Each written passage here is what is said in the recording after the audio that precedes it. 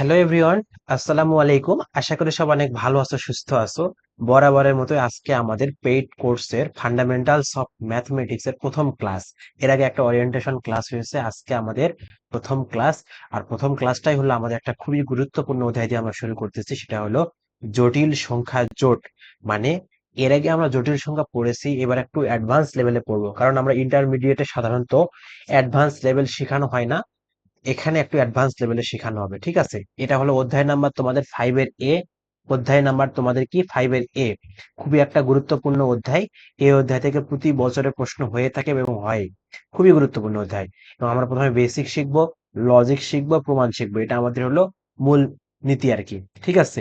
আর তোমরা যারা এই ক্লাসটা অবশ্যই অবশ্যই ইউটিউবে ফ্রি থাকবে, তোমরা যারা আমাদের পেইড ব্যাচে ভর্তি হতে চাও, এই ক্লাসটা দেখার পর যদি তোমাদের মনে হয় যে ভাইয়া ক্লাস অনেক সুন্দর হচ্ছে, ভালো মনে হচ্ছে, বা আমি কিছু জ্ঞান অর্জন করতে পারবো, তাহলে অবশ্যই তুমি ভাইয়া এই যে হোয়াটসঅ্যাপ নাম্বারে নক দিবা। যাবতীয় ডিটেলস তোমাকে বলে দেওয়া হবে এবং তুমি এনরোল করে তাড়াতাড়ি আমাদের সঙ্গে ক্লাস শুরু করে দাও। কারণ যত দেরি করবা তত তুমি পিছিয়ে পড়বা। তো আমার নাম বলার নতুন করে প্রয়োজন নাই, আমার নাম ইমরান, সবাই জানে। তোমাদের আমি ইমরান ভাইয়া। আমি এখন ক্লাসটা শুরু করি ভাইয়া, বেশি কথাবার্তা না বলি, কারণ আজকে ক্লাসটা এক ক্লাস আমরা এই অধ্যায়টা শেষ করবো এবং এটা খুবই একটা মোটামুটি বড় লেভেলের হবে, 1 ঘন্টা পার ক্লাস হবে। ঠিক আছে, তো শুরু করি। আমি প্রথমে তোমাদের জটিল সংখ্যা গোষ্ঠী বা জটিল সংখ্যা জোট যেটাই বলো না কেন, আমরা এই অধ্যায়টা নিয়ে আমরা কাজ করব। এবং এই অধ্যায়তে আমাদের যে বেসিক গুলা লাগবে, আমরা ইতিমধ্যে ইন্টার আমরা আই সম্পর্কে জেনে আসছি, বা জটিল সংখ্যা কমপ্লেক্স জিনিসটা কি সেটা সম্পর্কে জেনে আসছি। কিন্তু এখানে আমরা একটু জটিল সংখ্যা নিয়ে একটু কাজ করব এবং একটু ডিটেলস কাজ করব। প্রথমে আমি তোমাদের আয় সম্পর্কে একটু ধারণা দিব, আয়টা কোত্থেকে আসলো, কিভাবে আসলো। ঠিক আছে, ছোট্ট করে বলবো। মনে করো তোমার কাছে একটা সমীকরণ আছে, এক্স স্কোয়ার প্লাস 1 = 0। আর একটা সমীকরণ আছে তোমার কাছে, এক্স স্কোয়ার মাইনাস 1 = 0। সাধারণভাবে তুমি এখান থেকে মান বের করতে চাইলে x² তুমি এটাকে পার করে দিয়ে -1 করবে। এখান থেকে যদি x এর মান বের করতে চাও তাহলে তুমি উভয় পক্ষকে রুট করে দিবে, এরকম চলে আসে, তাই না? আর একটা এইদিকে কি আসে, x² = 1 আসবে, তার x √1 আসে। মানে মোটামুটি এরকম আসে, তুমি এখান থেকে একটা কি পাবা, +-1 পাবা, তাই না? +-1 পাবা। কিন্তু কথা হলো ভাইয়া, তুমি এই যে রুটের ভিতরে যখন তুমি এই মানটা দিচ্ছ, রুটের ভিতরে তুমি যখন একটা মান দিচ্ছ, তখন এই -1 থাকার কারণে বা মাইনাস থাকার কারণে এই রুটের ভিতরে মানটা তুমি বের করতে পারবা না। কারণ তোমার কোনো ক্যালকুলেটর এই মানটা বের করে দিবে না, কারণ এটা হলো একটা কাল্পনিক সংখ্যা বা ঋণাত্মক। রুটের ভিতরে কখনো মান নেগেটিভ হয় না। রুটের ভিতরে কখনো মান নেগেটিভ হয় না, তুমি নেগেটিভ দিলে সেটা কাল্পনিক হয়ে যাবে, মানে অসংজ্ঞায়িত আর কি, তুমি সেটা সংজ্ঞায়িত করতে পারবা না সাধারণ নিয়মে। তবে গণিতবিদরা কিছু সিস্টেম অবলম্বন করে মান বের করেছিল, সেটাকে একটু বলি আমি। এই যে আই স্কোয়ার দ্বারা সেটাকে, মানে আই দ্বারা প্রকাশ করেছিল আর কি। I = তখন এটাকে লিখছে I = -1। এখন উভয় পক্ষকে বর্গ করলে I² = -1 চলে আসে। এই যে I² = -1 এ চলে আসলে এখান থেকে আই, অর্থাৎ আইতে ইমাজিনারি নাম্বার বা কাল্পনিক নাম্বার বোঝায়। এই যে এখান থেকে আয়ের আহ উদ্বোধনটা হয় বা আয়টা তৈরি হয়। ঠিক আছে, আমার কথা কি ক্লিয়ার? এভাবে এভাবে আয়টা আসে। এখন আয়ের তোমাকে যদি একটু বিস্তারিত আমি একটু বলি, দেখো, আমি সাধারণত আমরা যদি একটা গ্রাফ অঙ্কন করি, এই গ্রাফটাতে এক্স অক্ষ বরাবর থাকে আমাদের রিয়েল নাম্বার, ওয়াই অক্ষ বরাবর এটাকে আমরা কাল্পনিক অক্ষ ধরলেও কিন্তু আমরা বাস্তবে এখনো পড়ি নাই। আমরা কখন পড়বো, জটিল সংখ্যা অধ্যায়ে আমরা পড়ি। তো আমি সেটাই এখন বলবো। মনে করি এখানে কি আছে, 1 আছে, এখানে 2 আছে, এখানে 3 আছে, এখানে কি আছে, -1 আছে, -2 আছে, এখানে কি আছে, -3 আছে। এভাবে চলতেই আছে অসীম পর্যন্ত, মানে ইনফিনিটির আগ পর্যন্ত, এদিকেও ইনফিনিটির আগ পর্যন্ত চলতে আছে। তো কথা হলো ভাইয়া, এই যে ওয়ান কে তুমি যদি আই দ্বারা গুণ করো, এই আই দ্বারা তুমি যদি গুণ করো এই আই দ্বারা, তাহলে এই ওয়ানটা সোজাসুজি 90 অ্যাঙ্গেলে ঘুরে কোথায় আসবে, এই যে এই বরাবর আসবে। এটাকে তুমি আই দ্বারা প্রকাশ করবে, এটাকে তুমি 2i দ্বারা প্রকাশ করবে, এটাকে তুমি 3i দ্বারা প্রকাশ করবে। আবার মনে করো এই আইটা এই বরাবর যে আসলো, আইটা যে এই বরাবর আসলো, আসার পর তুমি এখানে ওই যে আইটা হলো 1 থেকে আই হয়ে গেল, এই আইটাকে তুমি যদি আরেকবার আই দ্বারা গুণ করো, আরেকবার তুমি যদি আই দ্বারা গুণ করো, এ আবার 90 ডিগ্রি অ্যাঙ্গেলে ঘুরে যাবে, কোথায় আসবে, এই যে এখানে আসবে। এটার মান কত, -1। তখন এটার মান হয়ে যাবে কত, -1। তুমি যদি আরেকবার আই দ্বারা গুণ করো, তাহলে এটা ঘুরে কোথায় আসবে, এই যে এখানে আসবে। এটা তখন উপরে যদি প্লাস আই হয় তাহলে এখানে কি হবে, এখানে মাইনাস আই হবে, এখানে -2i হবে, এখানে -3 এরকম হবে। তাহলে তুমি একবার গুণ করে আই হয়ে গেল, আর একবার গুণ করে তোমার -1 হয়ে গেল, আর একবার গুণ করে কি হয়েছে, -i হয়েছে। তুমি যদি এর সঙ্গে আর একবার আই গুণ করো তুমি, তাহলে কি হবে, সে আবার ব্যাক চলে আসবে কোথায়, ওয়ানের কাছে ব্যাক চলে আসতেছে। দেখতে পাচ্ছ তোমরা, আবার ওয়ানের কাছে ব্যাক চলে আসতেছে। মানে তোমার ওয়ানকে তুমি, ওয়ান মনে করো ওয়ান শুয়ে আছে, তুমি আই দ্বারা গুণ করলে সে সোজা দাঁড়ায় চলে গেল, দাঁড়ায় গেল। আবার আই দ্বারা তুমি গুণ করলে আবার কি উল্টা দিকে শুয়ে গেল। আবার মনে করো আই দ্বারা গুণ করলে আবার উল্টা দিকে এসে দাঁড়ায় গেল। মানে এইরকম ব্যাপারটা আর কি, একটু মজা করলাম। তো ওইটা এরকম না, ব্যাপারটা হলো তুমি যখন I I is equal two, I এর পাওয়ার যখন 0 তোমার হচ্ছে কত, 1 হচ্ছে, মানে এখানে তুমি ওয়ান ওয়ান আছে, আই এর পাওয়ার 0। আই এর পাওয়ার যখন তোমার হচ্ছে 1, তখন তার মান হচ্ছে আই। আই এর পাওয়ার যখন হচ্ছে কত, 2, তখন তার মান আসতেছে -1। আই এর পাওয়ার যখন 3 আসতেছে, তখন তোমার আসতেছে আই। আই এর পাওয়ার যখন 4, তখন এর মান আসতেছে কত ভাইয়া, 1 আসতেছে। তাহলে মোটামুটি তোমার I⁴ পর্যন্ত তোমার একটা সার মানে চক্র করতেছে আর কি, চক্র আকারে ঘুরতেছে। তাহলে আমরা সবসময় এই জিনিসটা মনে রাখবো যে আই এর পাওয়ার 0 মানে 1, আই এর পাওয়ার 1 মানে আই স্কোয়ার মানে -1, আই কিউব মানে -i, I⁴ মানে 1। এই যে তুমি এই জিনিসটা সুন্দর করে নোট করে রাখবা, তোমার যেন মাথায় থাকে। তাহলে আমরা এটা একটা general case, I⁴ is equal to, আমি কি করতে পারি, এটা ইজ ইকুয়াল আই এর 4 এন এর মান যদি তোমার 0 হয়, তাহলে I⁴ 0 মানে কত, 1। তাহলে এখন তোমার এই হিসাবে কাউন্ট হবে। তো I⁴ 4 এর এন এর মান যদি তোমার 1 হয়, তাহলে কি হবে, 4 1 4, I⁴ মানে কত, I⁴ 1 মানে কত ভাইয়া, I⁴ মানে 1। I⁴ যদি তোমার 2 হয়, তার মানে কি, 4 2 8। এভাবে আই এর পাওয়ার আর কি 4 এর ঘাত, 4 এর গুণিতক আকারে সে চলতে থাকে। তাহলে এটাও যেন মাথায় থাকে, ঠিক আছে, আমার কথা কি ক্লিয়ার? আচ্ছা, আমাদের এগুলা কিন্তু পরীক্ষা মানে কোশ্চেনে লাগবে না, এগুলা তোমাদের বেসিক জানার জন্য তোমাকে আমি একটু বললাম আর কি। ঠিক আছে, আর কোনো কথা আছে এখানে? তাহলে আমাদের মোটামুটি আয় সম্পর্কে আমরা ধারণা পেয়ে গেছি। আয় সম্পর্কে আমাদের আর কোনো প্রশ্ন থাকার কথা না। এখন আমরা আরো কিছু দেখবো, দেখো, আমরা আরো কিছু দেখবো, তারপর আমরা এখান থেকে যাব। ঠিক আছে, আর কি দেখতে পারি আমরা? আচ্ছা, আর আমরা দেখবো, এবার আমরা জটিল সংখ্যা নিয়ে একটু, আচ্ছা, আমাদের এদিকে যদিও এখানে জটিল সংখ্যা নিয়ে আলোচনা করা আছে, আমি এখানে তোমাদের একটু বলে নেই। আমি তোমাদের এখানে একটু জিনিস বলে নেই। সেটা হলো, আমরা যারা স্থানাঙ্ক পড়েছি, কার্তেশীয় স্থানাঙ্ক পড়েছি, পোলার স্থানাঙ্ক পড়েছি, পড়ে নাই, পড়েছি অবশ্যই। আমরা যদি একটা স্থানাঙ্ক কল্পনা করি, এখানে যদি একটা আমি পয়েন্ট কল্পনা করি, এটাকে আমরা বলি যে P(x, y), এটা আমাদের কি, কার্তেশীয় স্থানাঙ্ক ব্যবস্থায়, মানে এই বরাবর তোমার হলো এক্স, এই বরাবর তোমার হলো এক্স, এই বরাবর হলো তোমার হলো ওয়াই। মানে এটা হলো ওয়াই, এটা হলো এক্স, এটা হলো কার্তেশীয় স্থানাঙ্ক ব্যবস্থায়। আবার মনে করো P(r(θ) যদি তুমি বলো এটাকে, এই স্থানাঙ্কটাকে, তাহলে এইটা তোমার হবে কি, এটা তোমার হবে, আমি একটু কালারটা চেঞ্জ করে নিচ্ছি, এটা মনে করো তখন এইরকম হবে, যে এটা হবে থিটা, এটা হবে আর। তাহলে এটা আমি পোলারে জানি এবং কার্তেশীয়তে জানি এইরকম। কিন্তু কথা হলো ভাইয়া, তুমি জটিল সংখ্যার একটা নির্দিষ্ট তল আছে। আচ্ছা, তুমি কার্তেশীয় স্থানাঙ্ক ব্যবস্থায় তুমি নির্দিষ্ট একটা সারফেস পাচ্ছ, যে এক্স অক্ষ ওয়াই অক্ষ পাবা। কিন্তু জটিল সংখ্যার তল পুরাটাই, তুমি পুরা যে আমার যে স্ক্রিনটা দেখতে পাচ্ছ, পুরাটাই মনে করো জটিল সংখ্যা। জটিল সংখ্যা সব দিক দিয়ে ভরা আছে। আচ্ছা, মনে করো তোমার এখানে, মনে করো এখানে তোমার কি আছে, এখানে মনে করো 3 আছে। তাহলে 3 কি একটা বাস্তব সংখ্যা মনে হতেও পারে, কিন্তু এটা বাস্তবে বাস্তব না। এটার সঙ্গে কি অবস্থা আছে, 3+0i আছে, 3+0i আছে, 3+0i। এটা মানে, প্রত্যেকটা বাস্তব সংখ্যায় জটিল সংখ্যা আকারে প্রত্যেকটা আছে। তো আমরা এটা বাস্তবে লিখি না, আমরা জাস্ট যখন অঙ্ক করি তখন আমরা এটা বলি আর কি। তো যাই হোক, একটা নির্দিষ্ট স্থানাঙ্ক অবস্থায় এক্স ওয়াই অক্ষ এবং ওয়াই অক্ষ দ্বারা আমরা এগুলা মান ডিনোট করি। কিন্তু কথা হলো, তুমি যখন জটিল সংখ্যায় যাবা, তখন তুমি যাবা, তখন তোমার এই পুরো নির্দিষ্ট কোনো সারফেস নাই, পুরোটাই তোমার সারফেস। আচ্ছা, তখন আমরা জটিল সংখ্যাকে আমরা সাধারণত জেড দ্বারা প্রকাশ করি। জেড ইজ ইকুয়াল টু আমরা x plus I y, x plus আমরা আই ওয়াই বলবো। এক্স প্লাস আই ওয়াই মানে এটাকে আমরা লিখতে পারি এক্স কমা ওয়াই।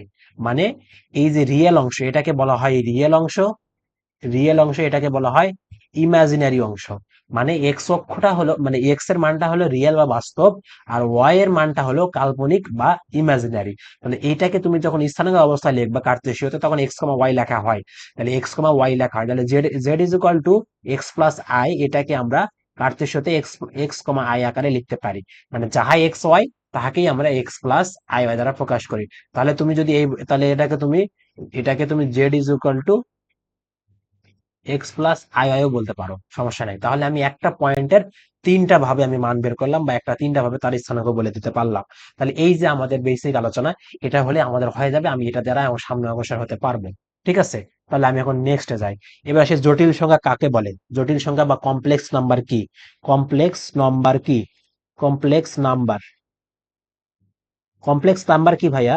যে সংখ্যাকে তুমি, যে সংখ্যাকে যে সংখ্যাকে একটা জেনারেল ফরম্যাট দিয়ে দেয়, এ প্লাস আই বি আকারে প্রকাশ করতে পারবা, আকারে প্রকাশ করতে পারবা, সেটাই তোমার কি জটিল সংখ্যা। প্রকাশ প্রকাশ করতে পারলে তাই কি, তাই জটিল সংখ্যা, তাই জটিল সংখ্যা বা কমপ্লেক্স নাম্বার। জটিল সংখ্যা বা কমপ্লেক্স নাম্বার, এটা যেন মনে থাকে। মানে এ প্লাস আই বিটা কি তুমি বলেছিলে, z is equal to x plus I y. এখন তুমি যদি এটার সাথে কল্পনা করো, তাহলে এটাই হলো এ প্লাস আই বি। মানে এখানে A is equal to X, B is equal to Y. আশা করি তোমরা জটিল সংখ্যার যে ব্যাখ্যাটা বা জটিল সংখ্যার যে সংজ্ঞাটা, এটা তোমরা বুঝতে পারছো। এখন আমরা আরেকটা জিনিস তোমাদের দেখাইলাম। এখানকার হলো, এখানে হলো এক্স অথবা এ, এটা হলো কি রিয়েল, আর ই এ এল রিয়েল, আর এ এল রিয়েল বা বাস্তব। আর ওয়াই কিংবা বিটা হলো কি ইমাজিনারি, বা এটাকে বলা হয় আই এম দ্বারা আমরা শর্টকাটে বলি। এটা হলো মূল, মানে বড় ইলাবোরেটলি বললে তোমাকে বলতে হবে যে ইমাজিনারি নাম্বার বা ইমাজিনারি পার্ট আর কি। ঠিক আছে, আমি শর্টকাটে আই এম দ্বারা প্রকাশ করলাম। তাহলে এই রিয়েলকে আবার শর্টকাটে লেখা যায় এরকম যে আর ই অফ, আর ই অফ। এখন এখানে তুমি কি দিবা বলো?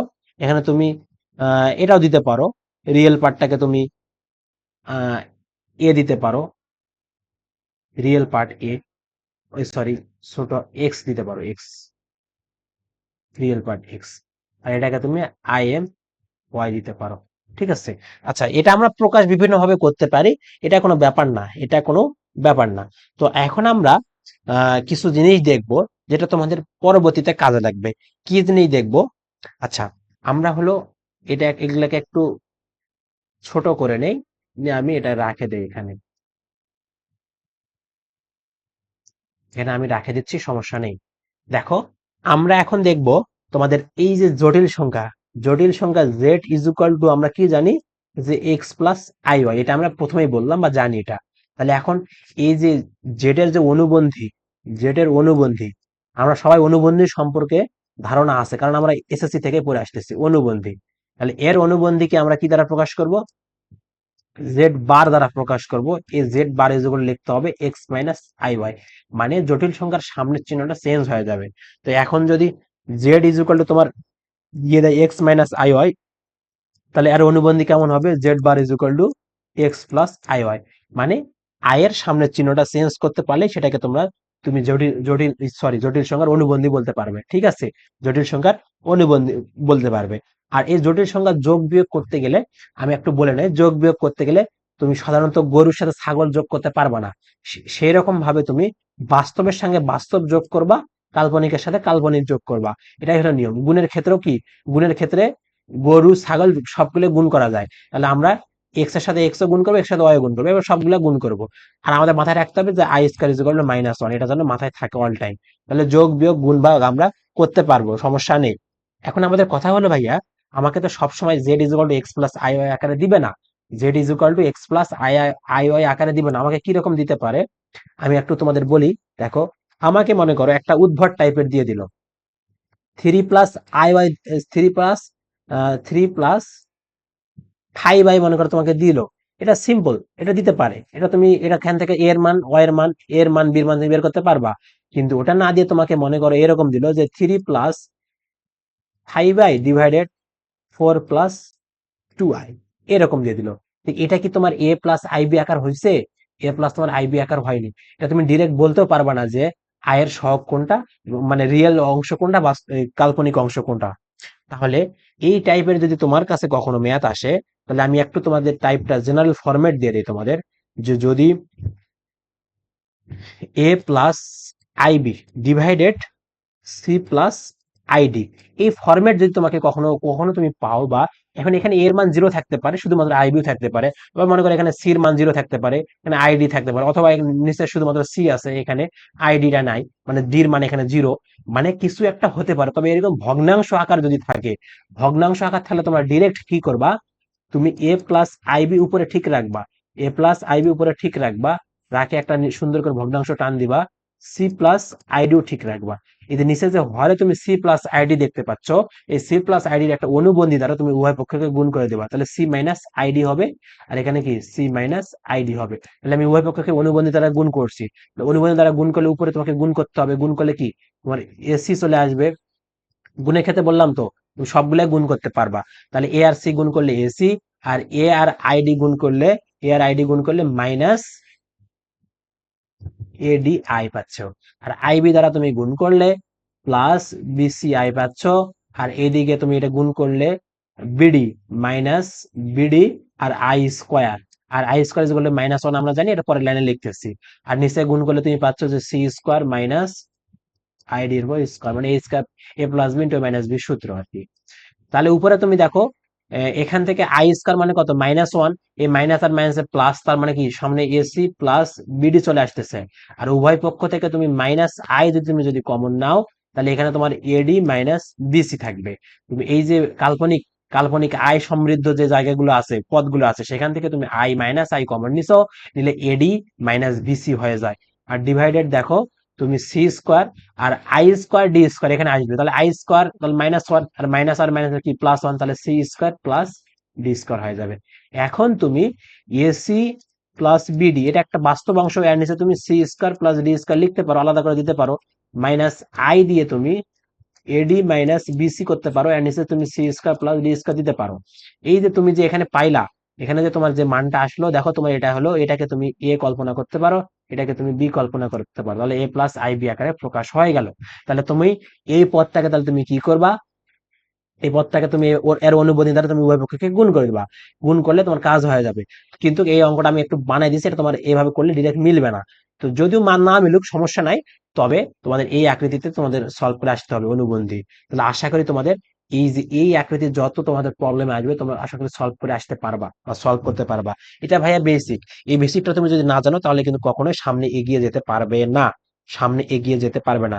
এখানে কিছু তোমাদের জটিল সংখ্যার ফিল্ড সম্পর্কে কিছু ধারণা আছে, কিছু বিধি আছে, ক্লোজার ক্লোজার ল, তারপর কমিউটেটিভ ল, অ্যাসোসিয়েটিভ ল, এগুলা সব আছে। ক্লোজার লটা যদি তোমাদের একটু বলি, আমি অন্য পেজে যাই।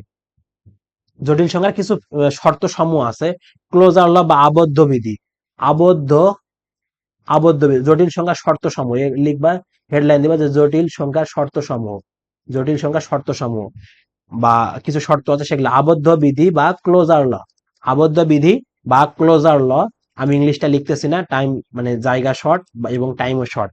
তাহলে z one plus Z two, এটা তুমি যদি যোগ করো, অবশ্যই তোমার এটা কি আসবে, এটা কমপ্লেক্স নাম্বারে আসবে। মানে কমপ্লেক্স, এটা সি দ্বারা কমপ্লেক্স নাম্বার বোঝাচ্ছে, মানে কমপ্লেক্স নাম্বারের সেট বোঝাচ্ছে আর কি। আর জেড অন জেড টু তো কমপ্লেক্স, এটা বুঝতেই পারতেছো।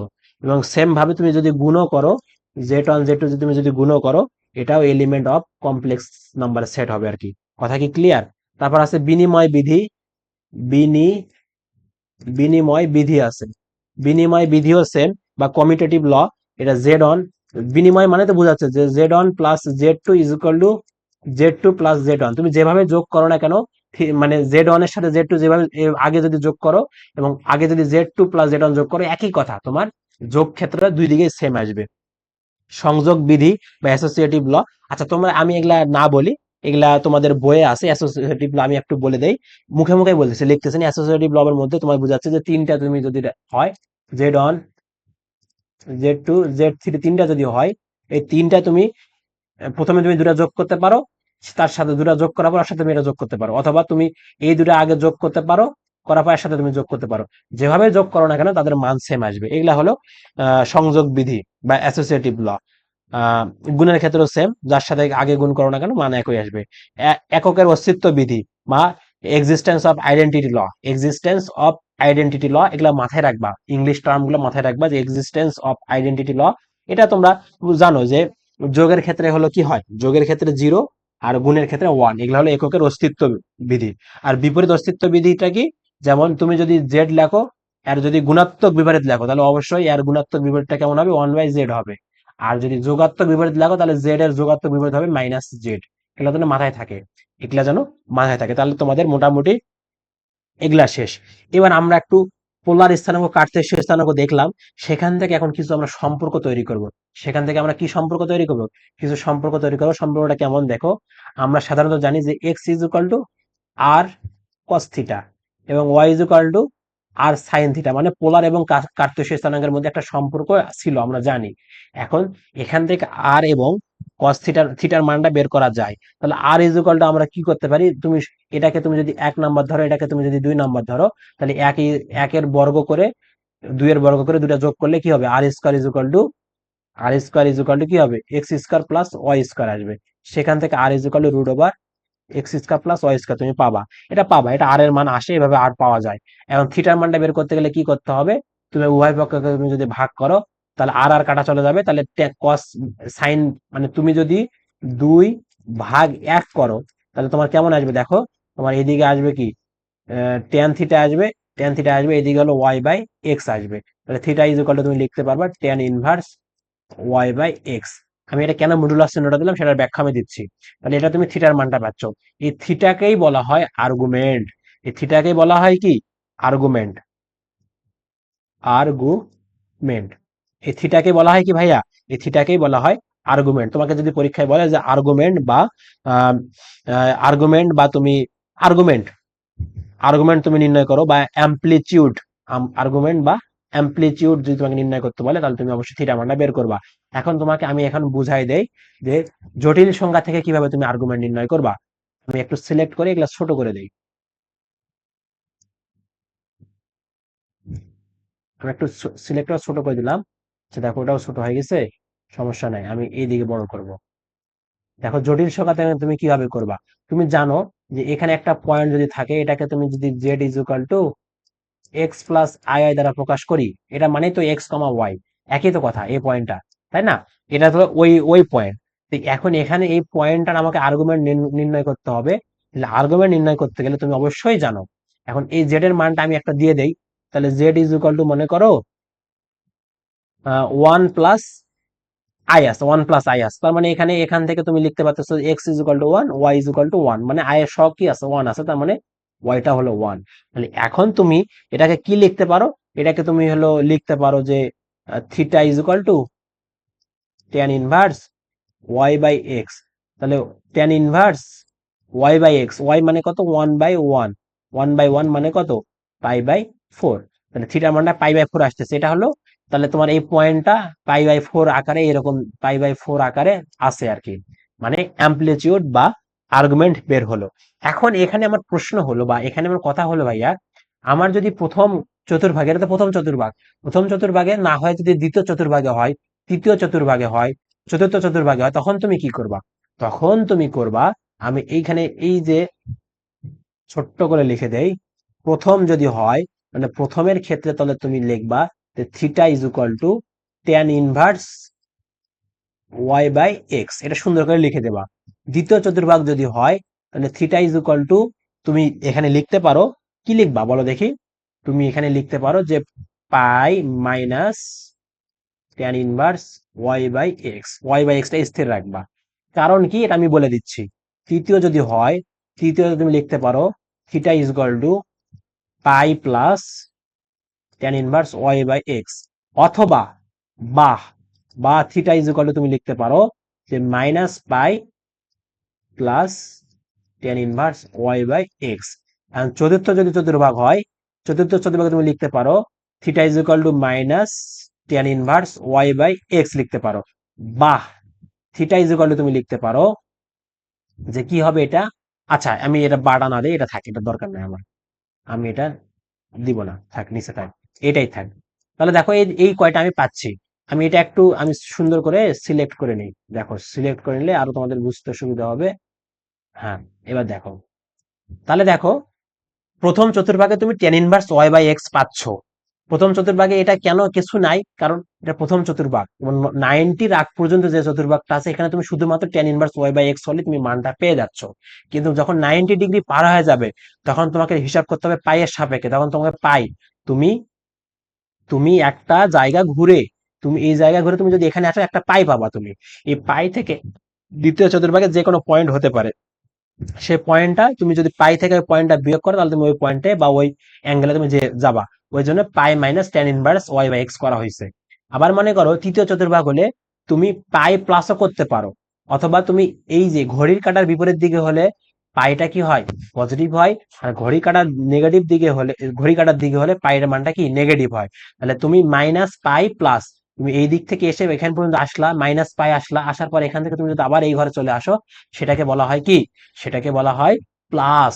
তুমি ঘড়ির কাঁটার বিপরীত দিকে আসলে প্লাস, আর ঘড়ি কাঁটার দিকে গেলে তুমি কি হবে, মাইনাস। তাহলে তুমি এই পর্যন্ত তুমি আসলে এখানে মাইনাস পাই, আসার পর তুমি যদি সামনে এগিয়ে আসো ঘড়ি কাঁটার বিপরীতে, তাহলে তোমার হবে plus tan inverse Y by X. ঠিক আছে। আর চতুর্থ চতুর্ভাগে ওটা কোনো হিসাব নাই। তুমি এখানে এখানে তুমি two pi minus tan inverse Y by X করতে পারো, সমস্যা নাই। কিন্তু কথা হলো তোমার ওটাও জানলে জানবে, সমস্যা নাই। তবে minus tan inverse Y by X করতে হবে বা করা লাগে আর কি। তাহলে আমি কিন্তু বিভিন্ন ভাবে থিটার মানগুলো বের করতে পারতেছি। এখান থেকে আমাদের যেগুলো মান বের হবে এগুলাকে আমরা বলবো কি, আর্গুমেন্ট। কিন্তু আর্গুমেন্ট তো আর একটা আর্গুমেন্ট না ভাই, আর্গুমেন্ট দুই প্রকার হয়। একটা কি সাধারণ আর্গুমেন্ট, আর একটা হলো মুখ্য আর্গুমেন্ট বা প্রিন্সিপাল আর্গুমেন্ট। প্রিন্সিপাল আর্গুমেন্টটা কি, আমি এটা সিলেক্ট করে নিয়ে তোমাদের আরো ছোট্ট করে লিখে দিচ্ছি যে মুখ্য আর্গুমেন্টটা কি। মুখ্য আর্গুমেন্টটা কি, মুখ্য আর্গুমেন্ট, আর্গুমেন্ট কয় প্রকার, আর্গুমেন্ট আর্গুমেন্ট দুই প্রকার। আর্গুমেন্ট কয় প্রকার, দুই প্রকার, দুই প্রকার।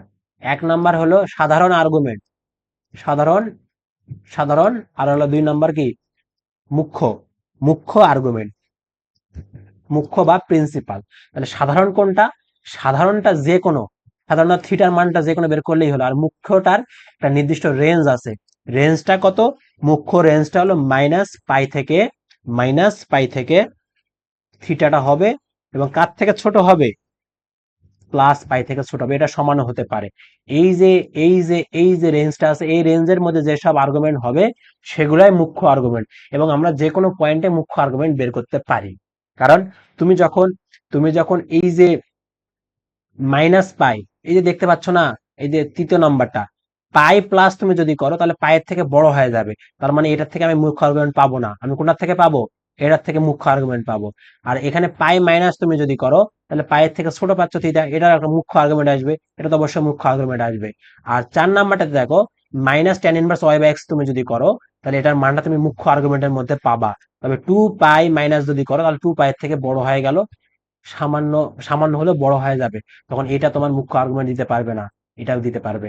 তাহলে অবশ্যই তুমি মুখ্য আর্গুমেন্ট সম্পর্কে তোমার বা প্রিন্সিপাল আর্গুমেন্ট সম্পর্কে তোমার ভালো ধারণা হয়ে গেছে। এটা নিয়ে আমার আর কোনো সন্দেহ থাকার কথা না, বা থাকবে না আর কি। ঠিক আছে। এবার আমরা আসি নেক্সট টপিকে। নেক্সট টপিকটা কি, আমরা এখানে কিছু জিনিস দেখব, যেটা দেখো আমরা এখানে কিছু জিনিস দেখবো, যে জটিল সংখ্যার যে ভেক্টর স্থাপন, এটা আমরা ইতিমধ্যে দেখে আসছি, ভালোভাবে দেখে আসছি। তো সমস্যা নাই। জটিল সংখ্যার ভেক্টর যে গ্রাফিক্যালি যেগুলা আছে, এগুলা তোমাকে আমি ছোট্ট করে বলবো, বেশি বলবো না, ছোট্ট করে বলবো। দেখো তুমি যদি আহ সামান্তরিকের সূত্র তোমার ইন্টার থেকে পড়ে আসতেছো, সামান্তরিকের সূত্র এসএসসি তো ছিল, হায়ার ম্যাথে ছিল ভেক্টর অধ্যায়। তো সামান্তরিকের সূত্র তুমি কেমন করতা, তো তুমি মনে করো এরকম একটা সামান্তরিক নিতা, তাই না। আচ্ছা, সামান্তরিকের সূত্র আঁকাতে আমি আঁকাই। মনে করো এরকম একটা সামান্তরিক, সরি, এরকম একটা সামান্তরিক তুমি অঙ্কন করছো, তাই না। অঙ্কন করে তুমি এটাকে তুমি যদি জেড ওয়ান ধরো, এটাকে তুমি যদি জেড ওয়ান ধরো, তাহলে এটা তোমার হবে কি, এটা তোমার হবে জেড টু। তাহলে এই বরাবর তোমার লব্ধি হবে, এটাকে তুমি কি হবে, Z one plus Z two বলতে পারবা। এটা ভেক্টর আকৃতি আকৃতি আর কি। তাহলে এটা বলতে পারবা না, এটা বলতে পারবা। তাহলে তুমি এই যে তখন তোমার এই পয়েন্টের স্থানাঙ্ক কেমন হবে, এই পয়েন্টের স্থানাঙ্ক হবে R of Z one plus Z two. এটা পয়েন্টে স্থানাঙ্ক হবে। এখন চাইলে তুমি এই বরাবর এক্স অক্ষ ধরলা, তুমি এই বরাবর ওয়াই অক্ষ ধরলা, মানে জেড অক্ষটা বোঝার জন্য, এটাতে একটা কারণ কি বলে জটিল তলটা তো পুরাটাই, তাহলে এক্স অক্ষ ওয়াই অক্ষ এটা বোঝার জন্য আর কি, এটা সমান করে কেন ধরলাম না, কারণ থ্রি ডি যেন বোঝা যায় আর কি, এই জন্য। তো এরকম এরকম হতে পারে। এখন তুমি যদি এটা যদি এই দিক নিচের দিকে আসে, তাহলে এটা কি হবে, -z2 হবে। এটা যদি এটা জেড অন থাকলো, এখন এই দিক বরাবর তুমি যদি সামঞ্জস্য অঙ্কন করতে চাও, তাহলে কেমন হবে, কেমন হবে এই লব্ধিটা, কেমন হবে এই লব্ধিটা হবে কি z1 - z2 হবে। এইভাবে এগুলা প্রমাণ করতে হয় বা করা যায়। তো এটা আমার কথা না, আমার কথা হলো আমরা মেন যখন অঙ্কে যাবো তখন আমরা টপিক বুঝবো।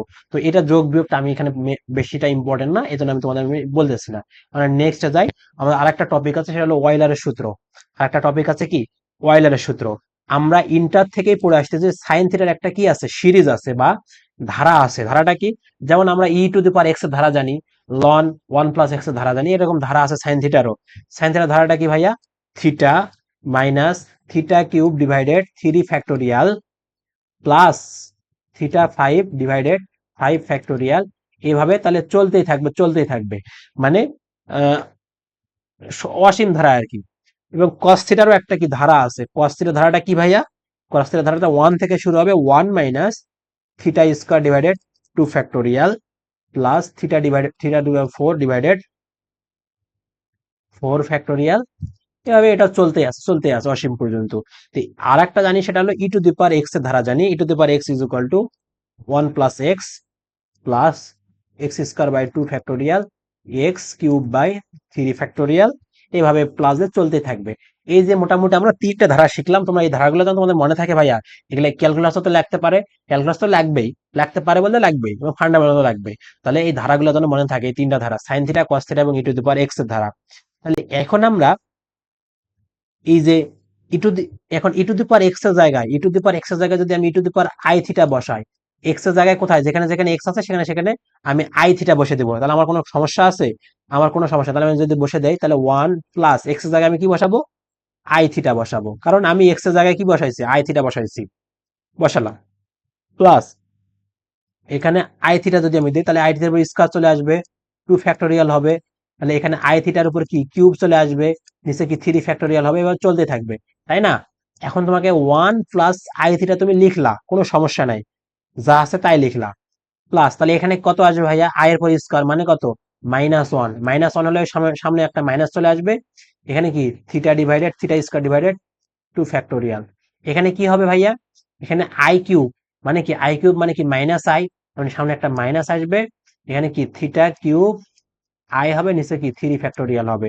এইভাবে চলতে যদি থাকে, তাহলে শেষে একটা জিনিস কমন নিয়ে করা যায়। দেখো এখানে, দেখো এটা কি বাস্তব আসছে, এটা অবাস্তব, এটা দেখো বাস্তব আসছে, এটা অবাস্তব, এভাবে তোমাদের আর অনেক টার্ম আসবে, সেখান থেকে তুমি যদি কমন নাও, তখন তোমার আসবে কি 1 - theta square divided 2 factorial plus theta মানে কি, একটা মাইনাস, একটা প্লাস, একটা মাইনাস, এভাবে চলতে থাকবে, আর কত পাওয়ার, দুই দুই করে বাড়বে, এবং যা পাওয়ার হবে তাই নিচে ফ্যাক্টোরিয়াল আকারে চলে আসবে। এবং এটা যদি হয়, এটার সঙ্গে এখন তোমার এই যে জটিল যে পদটা আছে, সেটা আমার কি আসবে, আই। আয়ের পদটা কি, প্রথমে কত আসছে, থিটা আসছে, তার মানে কি theta minus theta cube factorial plus theta to power 5/5 factorial. এভাবে চলতে থাকবে সামনে। তার মানে কি, এটারও পাওয়ার কত করে যাচ্ছে, 1 3 5, দুই দুই করে আগাচ্ছে, কিন্তু কথা হলো এটারও সামনে প্লাস মাইনাস প্লাস এভাবে চলবে, কিন্তু সামনে একটা আই গুণ অবস্থা থাকবে। তুমি এটার পর কি লিখতে পারবা, এটার পরে একটু সুন্দর করে তুমি যত সাজায় গোছায় লেখো, তুমি সুন্দর করে লিখতে পারবা, একটা সূত্র আমার কি হয়ে যাবে। সূত্রটা কি, তুমি e two the power I theta তুমি লিখতে পারতেছো, এই যে এটা আমার দেখো কার সাথে মিলে যাচ্ছে, এটা আমার এই যে cos থিটার সঙ্গে মিলে যাচ্ছে, দেখো এটার সঙ্গে মিলে গেছে, তাহলে এটা ইকুয়াল আমি cos থিটা লিখতে পারি প্লাস আই থাকলো। আর এটা আমার কার সাথে মিলে যাচ্ছে, দেখো সাইন থিটার সাথে মিলে যাচ্ছে, তার মানে এটা ইকুয়াল সাইন থিটা আমি লিখতে পারি। তাহলে এই যে এটা আমার যে তৈরি হলো এই সূত্রটা, এটাকে বলা হয় ওয়লারের সূত্র। ঠিক আছে, তাহলে আমাদের এই ওয়লারের সূত্রটাও লাগবে, তাহলে এটা আমি প্রমাণ করে তোমাদের দেখাইলাম। এটা তোমাদের প্রমাণ লাগবে না, তবে তোমাদের সূত্রটা লাগবে, ঠিক আছে। তাহলে এই যে মোটামুটি আমাদের বেসিক আলোচনা ছিল, এটা হলে তোমাদের এই অধ্যায়ের ম্যাথ গুলো হয়ে যাবে। তবে কিছু ধর্ম তোমাকে জানতে হবে, কিছু গুরুত্বপূর্ণ ধর্ম আছে, সেই ধর্মগুলো তোমাকে আমি একটু লিখে দিচ্ছি, এগুলো তুমি জানে রাখবা বা মনে রাখতে হবে। যদি যে কোনো জটিল সংখ্যা, যে কোনো জটিল সংখ্যা, যে কোনো জটিল সংখ্যা যদি জেড হয়, সংখ্যা জেড হয়, যে কোনো জটিল সংখ্যা যদি জেড হয়, তাহলে এখান থেকে তুমি জেড মডুলাস, জেড কে তুমি যদি মডুলাস করো কখনো, Z modulus is equal two যা হবে, জেড মডুলাস তুমি যদি বার করো, মানে এখান থেকে জেড এর মান তুমি যদি এক্স প্লাস আই ওয়াই করো, তাহলে জেড বার এর মান কত, এক্স মাইনাস আই ওয়াই। তাহলে জেড মডুলাস মানে মডুলাস বলতে এখানে মান বোঝাচ্ছে। মানটা কি, মান কি হয় বের করতে হয় ভাইয়া, মানটা একটু দেখাই যাচ্ছি। তাহলে Z modulus is equal to আসবে তোমার X square plus Y square. আর এখান থেকে Z bar modulus is equal to আসবে root over X square plus Y square, মানে একই আসবে। এখানে আয়ের মানটা, আয়ের সহগটা কত, মাইনাস ওয়াই, আর মাইনাস ওয়াই এর পর স্কোয়ার করলে তোমার ওই প্লাসে হয়ে যায়। এই জন্য তোমার জেড মডুলাস করলে যা হবে, জেড বার মডুলাস করলে যাই হবে। আবার তুমি যদি মন চায় যে মাইনাস জেড করে আমি এর মডুলাস করব, এটার মানও তাই হবে। এই কথাটা যেন তোমাদের মনে থাকে, এটা আমি বুঝে দিলাম সুন্দর করে। এই যে ধর্মটা আছে বা এই যে তোমাদের যে শর্তটা, এটা যেন কাজে লাগাতে পারো, মনে থাকলে কাজে লাগবে, কারণ এটা আমাদের প্রমাণে গেলে মাস্ট বি লাগবে, মাস্ট বি লাগবে এটা। তাহলে এটা একটা খুবই ইম্পর্টেন্ট। তাহলে আরো কিছু তোমাকে ধর্ম দেখাই, আরো কিছু ধর্ম, এটাকে ধর্ম, এটাকে যদি আমি 1 নাম্বার দেই, আমি 2 নাম্বার ধর্ম তোমাকে দেখাই। দেখো, তুমি যদি জেড এবং জেড বার তুমি যদি গুণ করো, জেড এবং জেড বার গুণ করলে সেখান থেকে তুমি পাবা জেড স্কোয়ার। কি পাবা, জেড মডুলাস দিয়ে তারপর স্কোয়ার পাবা। এখন জেড এর মান জেড প্লাস যে কোনো কিছু থাকতে পারে আর কি। এক কথায় যে জটিল সংখ্যাটা থাকবে তার যদি অনুবন্ধীর সাথে তুমি যদি গুণ করো, তাহলে তুমি সেটাকে স্কোয়ার লিখতে পারবা। সেম ভাবে বিপরীত ভাবে তুমি যদি জেড এর উপর স্কোয়ার করো, এখান থেকে তুমি এই দুটা লিখতে পারবা, এখান থেকে এটা ব্যাক আসবে অথবা এখান থেকে এটা ব্যাক আসবে, যে কোনো একটা করতে পারো, এটা একটা ধর্ম। তারপর মনে করো 3 নাম্বার তোমাকে যদি ধর্মটা বলি, ধর্মটা কি, এই যে জেড মডুলাস, জেড মডুলাস আছে, এটা কার থেকে বড় হবে, রিয়েল জেড এর থেকে বড় হবে। মানে কি, তুমি জেড মডুলাস বলতে এখানে মানটা, যে দুটা মিলে যে মানটা বের হবে, রিয়েল পার্টের থেকে সমান হতে পারে, বড় হতে পারে, এটা মনে রাখতে হবে। এবং আরেকটা কি হতে পারে, এবং আরেকটা হতে পারে জেড মডুলাস, এটা ইমাজিনারি পার্ট যেটা আছে ওয়াই এর মানটা, ওয়াই এর মানটার থেকেও কি বড় হতে পারে অথবা সমান হতে পারে। এই যে 3টা ধর্ম। আরো কিছু জটিল ধর্ম আছে, আরো কিছু ধর্ম আছে, ওগুলো একটা আমি দিই ছোট্ট করে। 4 নাম্বার দেখো, 4 নাম্বার যদি তুমি Z1 প্লাস Z2 করো, তখন তুমি এটাকে লিখতে পারবা এভাবে। তুমি যখন আলাদা করে দেবা মডুলাস ফাংশনকে, তখন তুমি লিখতে পারবা Z1 প্লাস Z2, Z2। এগুলা আমরা প্রমাণ করব, এগুলা আমরা কিন্তু প্রমাণ করব। তবে তোমরা এখানে মনে রেখো, একটু মনে রেখো, এগুলা আমরা প্রমাণ করব। 5 নম্বর ধর্মটা কি, তুমি যদি Z1 মাইনাস Z2 করো, তাহলে এটা ইজ ইকুয়াল তুমি লিখতে পারবা is equal Z1 plus Z2, মানে সেম থাকবে, প্লাস করলেও যা হচ্ছে মাইনাস করলেও তাই হবে। তাহলে 6 নম্বর ধর্মটা কি দেখো, 6 নম্বর ধর্মটা Z1 মাইনাস তুমি যদি Z2 করো, তাহলে এখন যদি তুমি এই চিহ্নটা, অসমতার চিহ্নটা তুমি যদি চেঞ্জ করে দাও, তুমি যদি গ্রেটার দ্যান ইকুয়াল দাও, তাহলে তোমার এই যে সামনে কি চলে আসবে, একটা মাইনাস চলে আসবে। সামনে কি আসলো, একটা মাইনাস চলে আসলো। তুমি যখন অসমতাটা চিহ্নটা চেঞ্জ করে দিছো, প্লাস মাইনাসের ক্ষেত্রে চিহ্ন ঠিক থাকলে সব ঠিক আছে, যখন তুমি মাইনাস করে দিছো তখন কিন্তু মুখটা, মানে মুখটা চেঞ্জ হয়ে গেছে বা অসমতার চিহ্নটা চেঞ্জ হয়ে গেছে। সেম ভাবে প্লাসের ক্ষেত্রেও, প্লাসের ক্ষেত্রেও ওই কাজটাই হবে। প্লাসের ক্ষেত্রে কি হবে, 7 নাম্বার, তাহলে Z1 প্লাস Z2 তুমি যদি করো, অসমতার চিহ্নটা তুমি যদি চেঞ্জ করে দাও, এইদিকে করে দাও, তাহলে কি আসবে এখানে, Z1 মাইনাস Z2 আসবে।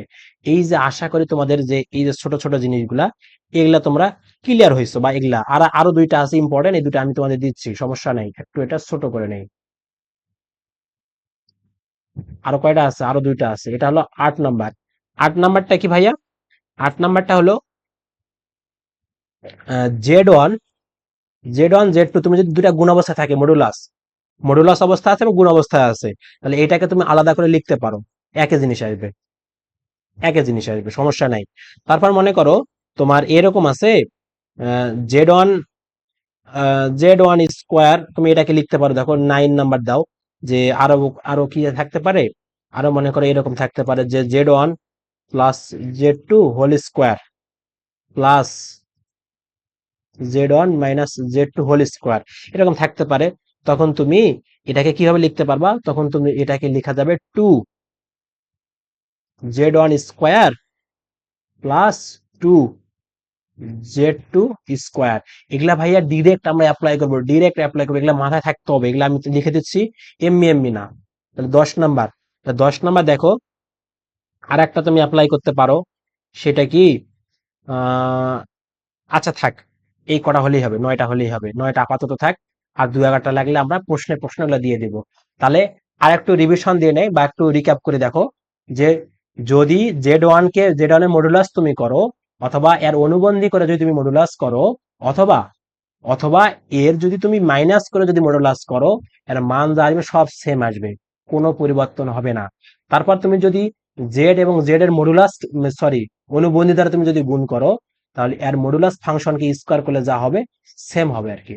ঠিক আছে, তারপর দেখো জেড ওয়ান, এই সরি জেড মডুলাসের মানটা রিয়েল পার্টের থেকে বড় হতে পারে অথবা সমানও হতে পারে, এবং জেড মডুলাসের মানটা ইমাজিনারি পার্টের থেকে বড় হতে পারে, সমানও হতে পারে।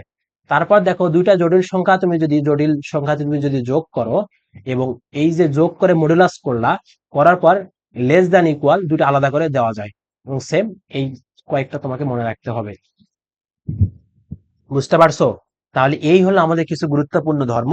এই ধর্মগুলা দিয়ে আমরা সামনে ম্যাথ প্রবলেম সলভ করব। এবার আমরা দেখো তোমাদের অনুশীলনীর তিতাস বইয়ের, আমরা সাধারণত বলি যে আমরা তিতাস বই ফলো করি মেইন সাবজেক্ট গুলো। তাহলে মেজরের মধ্যে তিতাস বই তোমাদের যা আছে এই নতুন ইয়ারের এক্সাম্পল নাম্বার 1, সেখানে তোমরা দেখতে পাবে এই ম্যাথটা, Z1 = 3 + 4i এবং Z=-2 + 3i দেওয়া আছে, এবং Z3=5 - i দেওয়া আছে, তবে দেখাতে হবে এইগুলা, এগুলা দেখাতে হবে। আমি তোমাদের এখান থেকে আমি তোমাদের এখান থেকে কোনটা দেবো, 1 নাম্বারটা দিলাম, আমি তোমাদের 1 নাম্বারটা সমাধান করে দিব। দেখো যেটার মান কি আছে, এগুলো তোমাকে দেখাইতে হবে, দেখাতে বলছে, তাহলে তুমি লেফট হ্যান্ড সাইড দাও, লেফট হ্যান্ড সাইড = কি দেওয়া আছে, তুলে নিবা, যে Z1 Z2 মানটা আগে তুলে নিবা, আমি জায়গা শর্ট আমি নিচ্ছি না, তোমরা করে নিবা, আমি বলতেছি কিন্তু Z1 Z2 মানটা তোমরা তুলে নিবা আলাদা করে। তারপর Z1 এর মান কত দেওয়া আছে, 3 + 4i দেওয়া আছে, প্লাস জেড, এটার Z2, Z2 মান কত দেওয়া আছে, -2, তাহলে এখানে -2 যদি হয়, তাহলে এটা মাইনাস হয়ে যাবে, এটা 2, তাহলে -2 + 3i। তাহলে তুমি কি কার কার সাথে কাকে যোগ করবা, তাহলে কাল্পনিক কাল্পনিক যোগ হবে, রিয়েল রিয়েল যোগ হবে, তাহলে 3 থেকে 2 বাদ দিলে কত হয়, 1 + 4 আর 3 7i। এটা কি লেফট হ্যান্ড সাইড বেরোলো, রাইট হ্যান্ড সাইড কি, রাইট হ্যান্ড সাইড বলছে আমাকে কি, Z2 + Z1, সেম জিনিস আসবে, -2 + 3i প্লাস 3 + 4i। তুমি যদি এখানে করো তাহলে 1 + 7i পাচ্ছ। তাহলে left hand side right hand side same, তার মানে কি এটা আমার প্রমাণিত। সেম ভাবে তুমি এখানে কি Z1 Z2 গুণ করবা, গুণ করে তুমি এইদিকে Z2 Z1 গুণ করবে, একই আসবে। ওই যে আমরা প্রথমে যে ধর্মগুলা বললাম, সেই ধর্মগুলাই এখানে তোমাদের সংখ্যা দিয়ে তোমাকে প্রমাণ করতে বলছে। তাহলে তুমি ধর্মগুলা ওখানে জানো, তাহলে তুমি এখানে কি করতে পারবা, দেখো দুটার উপর যদি মডুলাস থাকে, সরি বার থাকে, তাহলে তুমি বারটাকে আলাদা করে দিতে পারতেছো, বারটাকে তুমি আলাদা করে দিতে পারতেছো। যোগের ক্ষেত্রেও বারটাকে আলাদা করে দেওয়া যায়, গুণের ক্ষেত্রেও বারটাকে আলাদা করে দেওয়া যায়। তাহলে এটা হলো বারের ধর্ম, আর মডুলাসের ধর্মটাও সেম আলাদা করে দেওয়া যায়। তাহলে এই যে এক্সাম্পল 1 নাম্বারটা, এটা তোমাদের বেসিক বোঝার জন্য আমি দিয়েছি ভাই, এটা তোমার তেমন ইম্পর্টেন্ট না, তোমাদের সালে আসে নাই, তবে তোমাদের বেসিক বোঝার জন্য অঙ্কটা আমি দিয়েছি, তোমরা এই অঙ্কটা বাসায় প্র্যাকটিস করতে হবে, বাসায় তোমরা প্র্যাকটিস করবা, ঠিক আছে? তাহলে এক্সাম্পল নাম্বার 1 চলে গেল। এবার আমরা আসি দেখি এক্সাম্পল নাম্বার 2। এক্সাম্পল নাম্বার 2 এ কি বলছে, যে যদি Z = 4 + 3i এবং Z2 = 5 - i হয়, তবে দেখাতে হবে কি, Z1 + Z2 less than Z1 + Z2, মানে আলাদা আলাদা মডুলাস হয়ে গেছে, যেটা আমরা আগে প্রমাণ করলাম, যেটা আমরা আগে ধর্মতে প্রমাণ করছি, বা আগে যে শর্তগুলো আছে সেখানে আমরা প্রমাণ করছি, ধর্ম তো আমরা বলে দিয়েছিলাম। তাহলে এটা আমরা একটু যদি সমাধান করি তোমাদের, দেখো আমি যে ধর্মগুলা বললাম, সেই ধর্মগুলার প্রমাণটা এখানে তোমাদের এক্সাম্পল আকারে দেওয়া আছে। দেখো আমি কথাটা বিশ্বাস না হলে এখানে তোমরা দেখতে পারো যে Z1 = কি দেওয়া আছে, 4+3i দেওয়া আছে, আর z2 ইকুয়াল টু দেওয়া আছে কি 5 - i দেওয়া আছে। তাহলে আমাকে দেখাইতে হবে কোনটা, আমাকে দেখাইতে হবে যে z1 + z2 করে যে মানটা বের হবে, এখান থেকে যে আমি মানটা বের করব, এই মানটা কি হবে, আলাদা আলাদা করে মডুলাস করে তার যোগ করলে ওটার থেকে ছোট হবে। তাহলে আমি কিভাবে বের করব দেখো, তাহলে এটা দেওয়া আছে, তাহলে প্রথমে আমার দরকার কি z1 দরকার, তাহলে z1 মডুলাস করে নেই। মডুলাস করলে কি হয়, মডুলাস করলে আমরা দেখে নিয়ে আসছি যে এই যে রিয়াল পার্ট, z1 এর যে রিয়াল পার্ট আছে 4, তাহলে 4 এর উপর স্কয়ার হবে, এবং যে y এর মানটা বা ইমাজিনারি পার্টটা আছে সেটার উপর স্কয়ার হবে। তাহলে 4×4 = 16, 3×3 = 9, তাহলে 4×4 = 3×9 = 25, 25 কে রুট করলে 5, এবং z2, z2 মডুলাস এটা ইজ ইকুয়াল টু হচ্ছে আমার কত, z2 modulus 5×5 = 25 plus 1 is equal to কত, √26। তাহলে এটা আসলো আমার। এবার তখন আমি তাহলে যোগ করে নেই, তাহলে আবার z1 + z2 করে নেই, একবার আমি মডুলাসটা দিয়ে দিলাম, তাহলে z1 + z2 করলে কত আসবে, z1 + z2 করলে আমার আসতেছে, আমি যদি করে নেই একটু দেখো, z1 তাহলে 4 আর 5 তুমি যদি যোগ করো, তাহলে 5 আর 4 কত হয়, 5 আর 4 তোমার 9 হয়, তাহলে তোমার 9+, আমি কিন্তু একবারে করতেছি, 3 থেকে তুমি একটা i বাদ দাও, তাহলে কত হবে, 2i হবে, কত হবে, +2i। এটাকে তুমি যদি মডুলাস করো তাহলে কত আসবে, 9 এর উপর স্কোয়ার প্লাস 2 এর উপর স্কোয়ার ইজ ইকুয়াল টু 9×9 = 81, 81 আর 2 × 4, 81 আর 4 কত হয়, √85। আর তুমি যদি এখন বিয়োগ করে নাও, নিচে যেহেতু বিয়োগও আছে, বিয়োগটা একবারে সেরে নেই আমি, তুমি যদি বিয়োগও করে নাও, z1 - z2 করো, তাহলে বিয়োগ করলে কত হবে, 4 থেকে 5 বাদ দিলে কত আসতেছে, -1, -1, আর দেখো 3i থেকে 1i বাদ দিলে মাইনাস মাইনাসে প্লাস হয়ে যাবে, তার মানে কত, 4i, +4i। তাহলে এটাকে তুমি একটু যদি রুট করে বের করে নাও, তাহলে কত, 1 + 4×4 ইজ ইকুয়াল টু √17। তাহলে তুমি এটা পাচ্ছ, আমি এটা একটা সিলেক্ট করে ছোট করে নিই আমি, দেখো তাহলে তোমার অঙ্কটা করতে সুবিধা হবে। তাহলে তুমি এটা পাইছো তাই না, তাহলে তুমি দেখো z1 বের করে নিছো, z2 বের করে নিছো, z1 + z2 করে মডুলাস করে নিছো, বের করে নিছো, z1 - z2 করে মডুলাস করে মান বের করে নিছো। এখন তুমি আসো প্রথম পার্টে, প্রথম পার্টে তুমি এখন আসো যে তুমি z1 + z2, z1 + z2, z1 + z2 এর মানটা কত আসতেছে দেখো দেখি, z1 + z2, z1 + z2 modulus করলা, এটার মানটা কত আসতেছে, এটার মান আসতেছে দেখো √85, √85, রুট কত, 85, যা √85, যা আলাদা আলাদা তুমি যদি 5, মানে z1 z2 মডুলাসের মান কত আসতেছে, 5+√26, 5+√26, এটার মানটা কত আসবে বলো দেখি, প্লাস প্লাস √26, এখানে √85, তোমার যদি মনে করো, তোমার যদি মনে করো, আচ্ছা তোমার এখানে √85 মানে কত, তুমি যদি √81 কে করো তাহলে কত হবে, 9 আসবে। 85 মানে কি 9 প্লাস সামথিং হবে, 9 প্লাস সামথিং থাকবে 85 মানে, তাহলে 85 মানে কত, 9 প্লাস সামথিং। তাহলে এখানে তোমার z1 + z2 করে তুমি যখন মডুলাস করতেছো আসতেছে কত, √85, যেটা আমার 5+√26 সমান, 5+√26 সমান, কেমন, 25 হলে কত, 25 কে তুমি যদি রুট করো তাহলে কত, 5 আসবে, যেহেতু 26, 26 মানে কত, 26 মানে ওই যে সামথিং আর কি, মানে 25 থেকে একটু কম হবে আর কি, বুঝতে পারছো, মানে 25 থেকে কত হবে, একটু মানে এটার সঙ্গে মিলে যাচ্ছে আর কি, তুমি এটা করে দেখো যে এটার একটা মান সেম আসবে, তখন তুমি এটা ইজ ইকুয়াল টু কি লিখতে পারবা, এটা ইজ ইকুয়াল টু লিখতে পারবা যে z1 + z2 মানে কত, এই মানটাই তোমার বের হয়েছে কোথায়, এই মানটাই তুমি z1 এর পাইছো 5 আর z2 এর পাইছো 26। দেখো আমার কিন্তু কথার সাথে কাজের মিল আছে। সেম ভাবে তুমি যদি z1 - z2 করো, এটার মানটা কত আসতেছে, এটার মানটা আসতেছে √17, √17 আসতেছে। তাহলে √17টা কি, √17টা আমার এখান থেকে বড় হবে কিসের, 5 - √26, যেটা আমার আসতেছে কত, z1 - z2। আগের যে ধর্মগুলা দিয়েছিলাম এবং এখানে যে মানটা দেখো সেম হুবহু আমার কি সেম, এই যে 5 + √26, √26 মানে তোমাদের একটু এক্সাক্ট মান বলি, যদি √25 মান যদি 5 হয়, তাহলে √26 5 প্লাস সামথিং আসবে, 5 প্লাস সামথিং। তাহলে এখানে 9 প্লাস সামথিং আসতেছে, আর এখানে 5 আর 5 10 প্লাস সামথিং, তার মানে অবশ্যই এটা বড়, এই জন্য গ্রেটার দ্যান এইদিকে দেওয়া আছে। আর √17টা 5 মাইনাস √26 মানে কি 5 থেকে 5 প্লাস সামথিং দিলে অবশ্যই এটা ছোট আসবে √17 থেকে, অবশ্যই এটা বড়। তার মানে কি এটা আমার প্রমাণিত। তাহলে আমার দেখো এক্সাম্পল টুটা, এটা তোমাদের বেসিক শেখার জন্য, এটা তোমাদের পরীক্ষায় আসে না বা আসছিল একবার দুইবার, তাহলে এটা হলো তেমন একটা ইম্পর্টেন্ট না, আমাদের বেসিক শিখলাম। এখন আমরা নেক্সট ম্যাথ প্রবলেমে যাই। দেখো এবার আমরা জটিল সংখ্যার মডুলাস ও আর্গুমেন্ট নির্ণয় করব, জটিল সংখ্যার মডুলাস ও আর্গুমেন্ট। তাহলে এই মডুলাস ও আর্গুমেন্ট সম্পর্কে তোমাকে আমি একটু ধারণা দিয়েছিলাম। মডুলাস বলতে ওই যে রুট দিয়ে মানটা বের করতে হয়। তাহলে এখন দেখো তোমার কি এখানে এক্স প্লাস আই ওয়াই আকার বা এ প্লাস আই বি আকারে মান দেওয়া আছে? দেওয়া নাই। তার মানে এই জিনিসটাকে তোমাকে প্রথমে প্রকাশ করতে হবে কি এ প্লাস আই বি আকারে অথবা এক্স প্লাস আই ওয়াই আকারে প্রকাশ করতে হবে। তখন তুমি বলতে পারবা বা তখন তুমি মডুলাস বের করতে পারবা বা আর্গুমেন্ট বের করতে পারবা।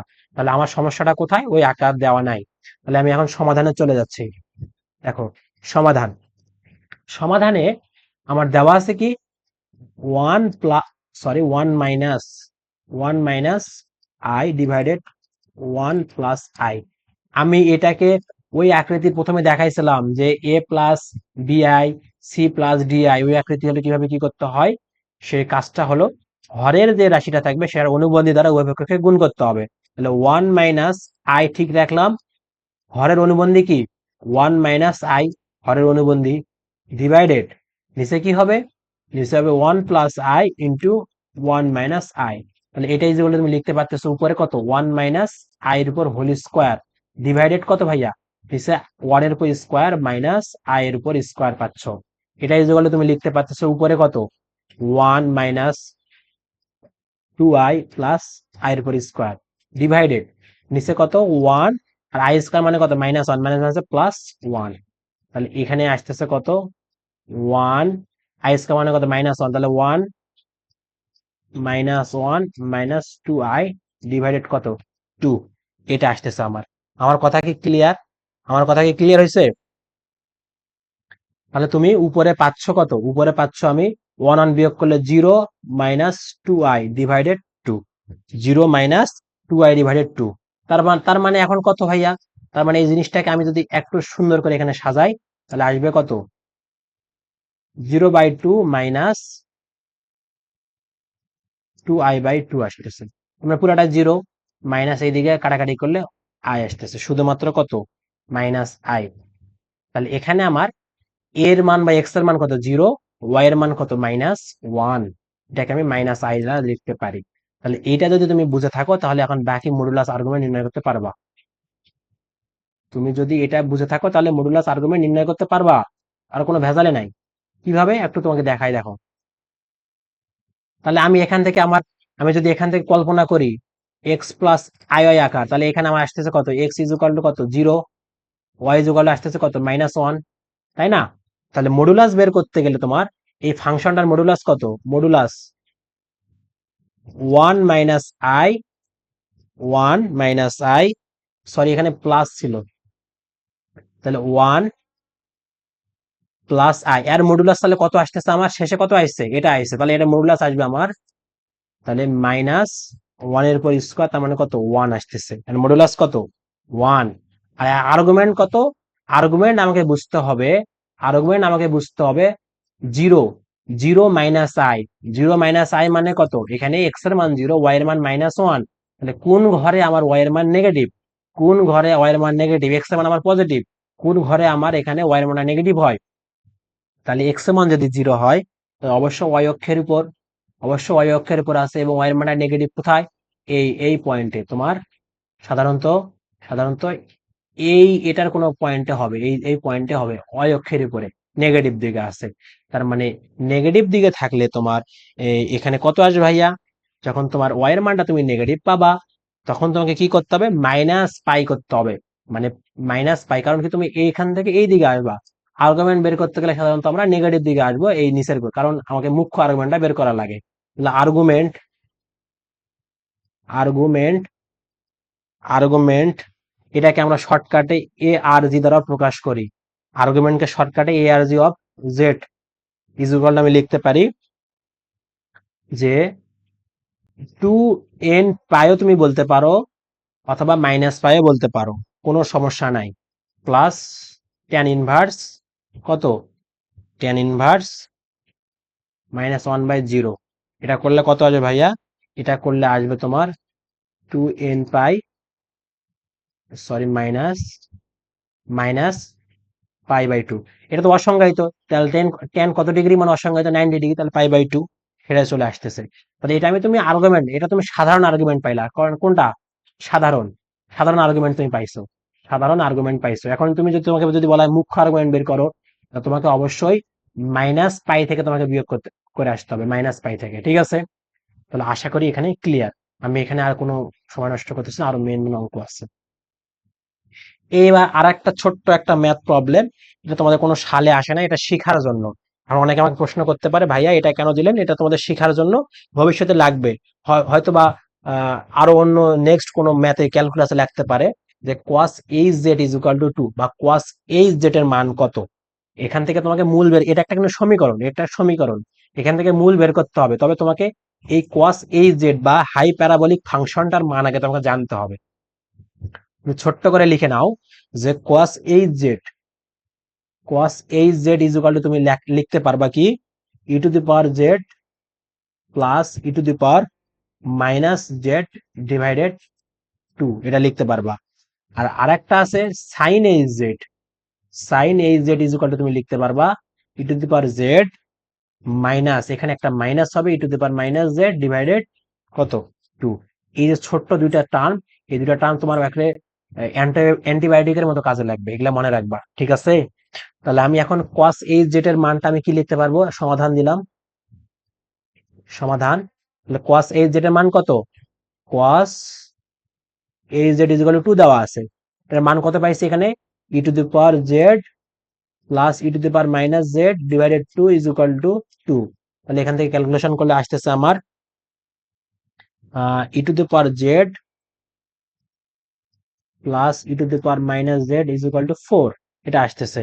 এখন E to the power minus Z is equal two লেখা যায়, বা তুমি উভয় পক্ষকে তুমি এটাকে আমি ভাঙ্গিয়ে লিখি, বুঝবা কিনা, 1 divided E to the power Z লেখা যায় ইজ ইকুয়াল টু 4।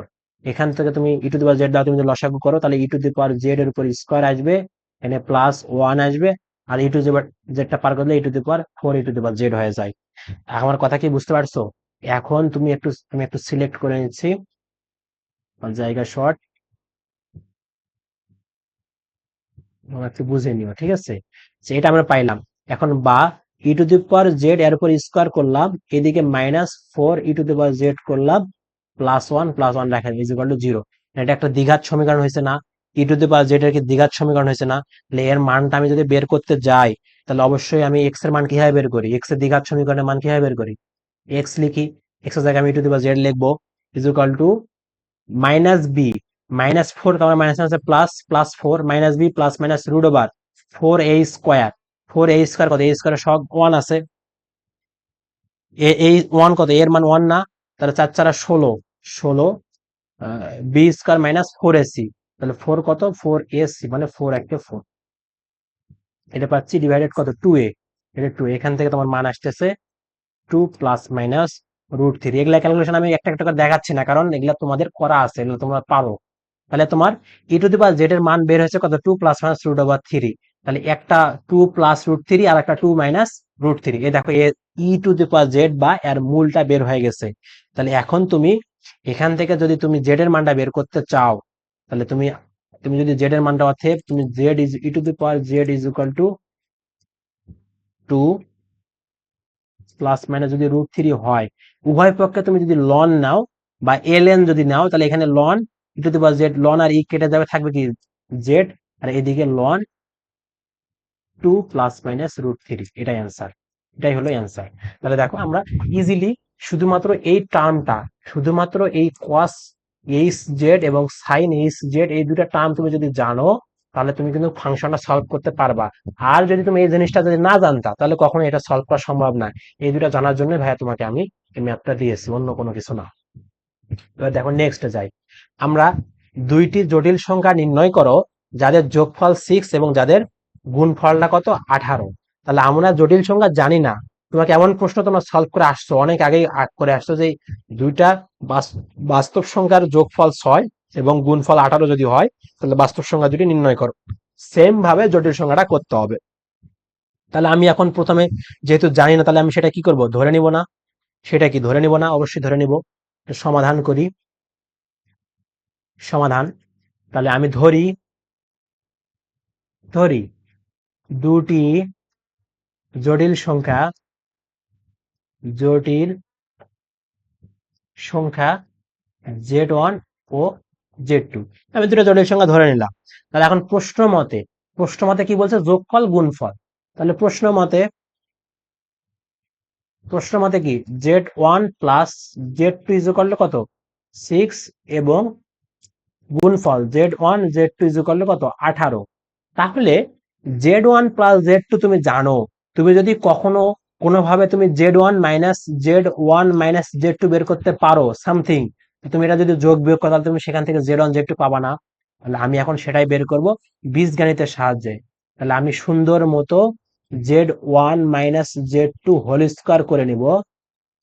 এটা ইজ ইকুয়াল টু কি হয়, Z1 plus Z2 whole square minus 4ab 4Z1 Z2, এটা আমরা সূত্র জানি। এটা মান কত 6, তাহলে 6 এর উপর স্কোয়ার মাইনাস 4 ইন্টু এটা কত 18, 4 ইন্টু 18। তাহলে এটার মান কত আসতেছে আমার, এটার মান আসতেছে, আমি একটু সুন্দর করে লিখে দেখো।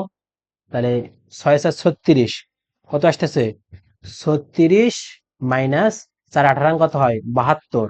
তাহলে কত আসতেছে -36 আসতেছে। কত আসতেছে -36। তাহলে -36 যদি আসে, এটা কিসের মান, Z1 মাইনাস Z2 হোল স্কোয়ারের মান আসছে। তাহলে এখন তুমি Z1 আর Z2 মান তুমি যদি বের করতে চাও, তাহলে তোমাকে কি করতে হবে দেখো, অতএব Z1 minus Z2 is equal two √-36। তাহলে এখান থেকে তুমি এটাকে লিখতে পারো এরকম যে -1 ইন্টু 36, এটাকে লেখা যায় I ইন্টু 36। তাহলে আমি 36টা আগে লিখি, 36কে রুট করলে কত হয় 6, 36কে রুট করলে কত হয় 6 হয়। আচ্ছা, আমি যদি রুট করতে চাই একটা প্লাস মাইনাস আসবে, তাহলে প্লাস মাইনাস আসবে, এটা দিয়ে দিলাম। তাহলে +-6 আসবে। আমার কথা কি ক্লিয়ার? যেহেতু রুট করতেছে এই জন্য প্লাস মাইনাস করলাম, কারণ আর এই যে -36 -1 এর কারণে আমি একটা সামনে আই নিছি, এবং 36কে রুট করলে 6 হয়। তাহলে তুমি এখানে Z-Z2 এর মান +6i পাচ্ছ, আর একটা -6i পাচ্ছ। এগুলাকে আমি একটু সিলেক্ট করে নিয়ে ছোট্ট করে নিই, তাহলে তোমাদের জন্য সুবিধা হবে। তুমি এখানে পাচ্ছ কি দেখো দেখি, তাহলে অতএব তুমি পাচ্ছ এখানে Z1 minus Z2 is equal to কি 6i, একটা সমীকরণ। তাহলে এটাকে আমি দিচ্ছি কত, আচ্ছা এটাকে আমি দিচ্ছি হলো 1 নাম্বার, আর Z1 minus Z2 is equal to পাচ্ছ কি -6i, এটাকে আমি দিচ্ছি 2 নাম্বার। আর ওই যে আগের যে Z1 plus Z2 is equal two 6 আছে, আচ্ছা আমি এখানে 1 2 না দিয়ে ওগুলাকে 1 2 দিই, ওগুলাকে আমি 1 2 দিই, কালারটা একটু চেঞ্জ করে নি, ঠিক আছে। এটাকে দিলাম হলো 1, এটাকে দিলাম হলো 2, এটাকে দিলাম হলো 3, এটাকে দিলাম হলো 4। তাহলে আমি 1 2 3 4, এখন তুমি যদি 1 আর 3 তুমি একবার যদি যোগ করো তাহলে একটা পাচ্ছ, 1 আর 4 যদি যোগ করো একটা পাচ্ছ, কারণ এখানে প্লাস মাইনাস মানের পরিবর্তন হয়ে গেছে, বুঝতে পারছো? তাহলে আমি এখন 1 আর 3 কাজ করব, এইদিকে আমার এখানেই করতে হবে। তাহলে আমি আর একটু ছোট্ট করে নেই, এখানেই কাজ করতে হবে। আশা করি তোমরা দেখতে পাচ্ছ, দেখা যাচ্ছে, সমস্যা নাই।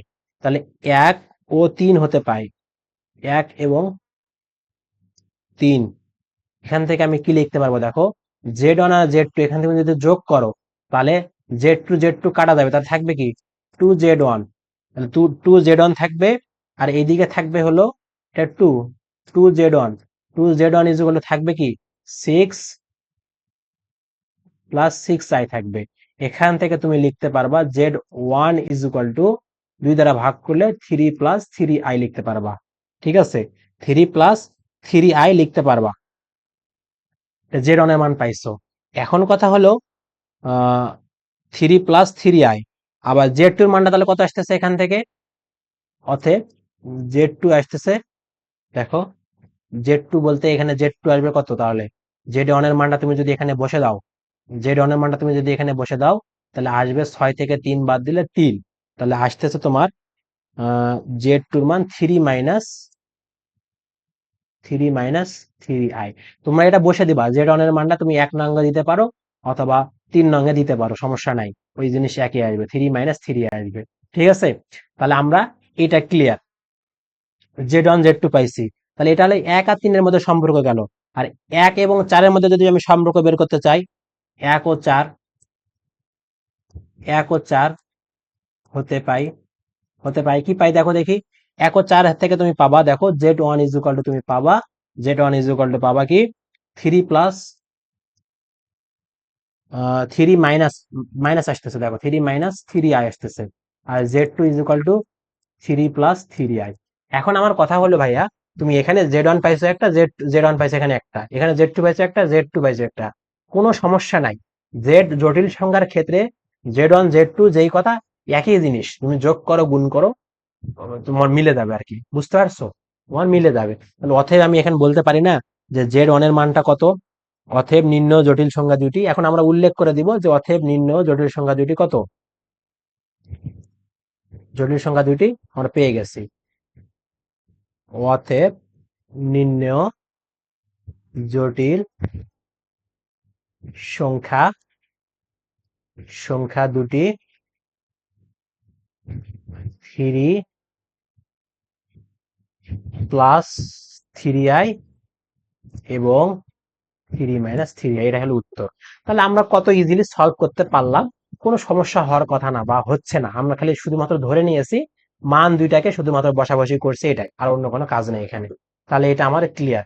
এখন আমরা খুবই গুরুত্বপূর্ণ কিছু এক্সাম্পল দেখব, যেগুলা তোমাদের পরীক্ষায় আসবে আসবে আসবে। এবং এই যে এগুলা কিন্তু এক্সাম্পল হিসেবে দিলেও বাস্তবে এগুলা উপপাদ্য, বা এগুলা তোমাদের, তোমরা যখন আরো সেকেন্ড ইয়ারে যাবা, থার্ড ইয়ারে যাবা, তখন তোমার এগুলাতে প্রমাণ আছে, বা থার্ড ইয়ারে তোমাদের এগুলা প্রমাণ দেখাইতে হয়।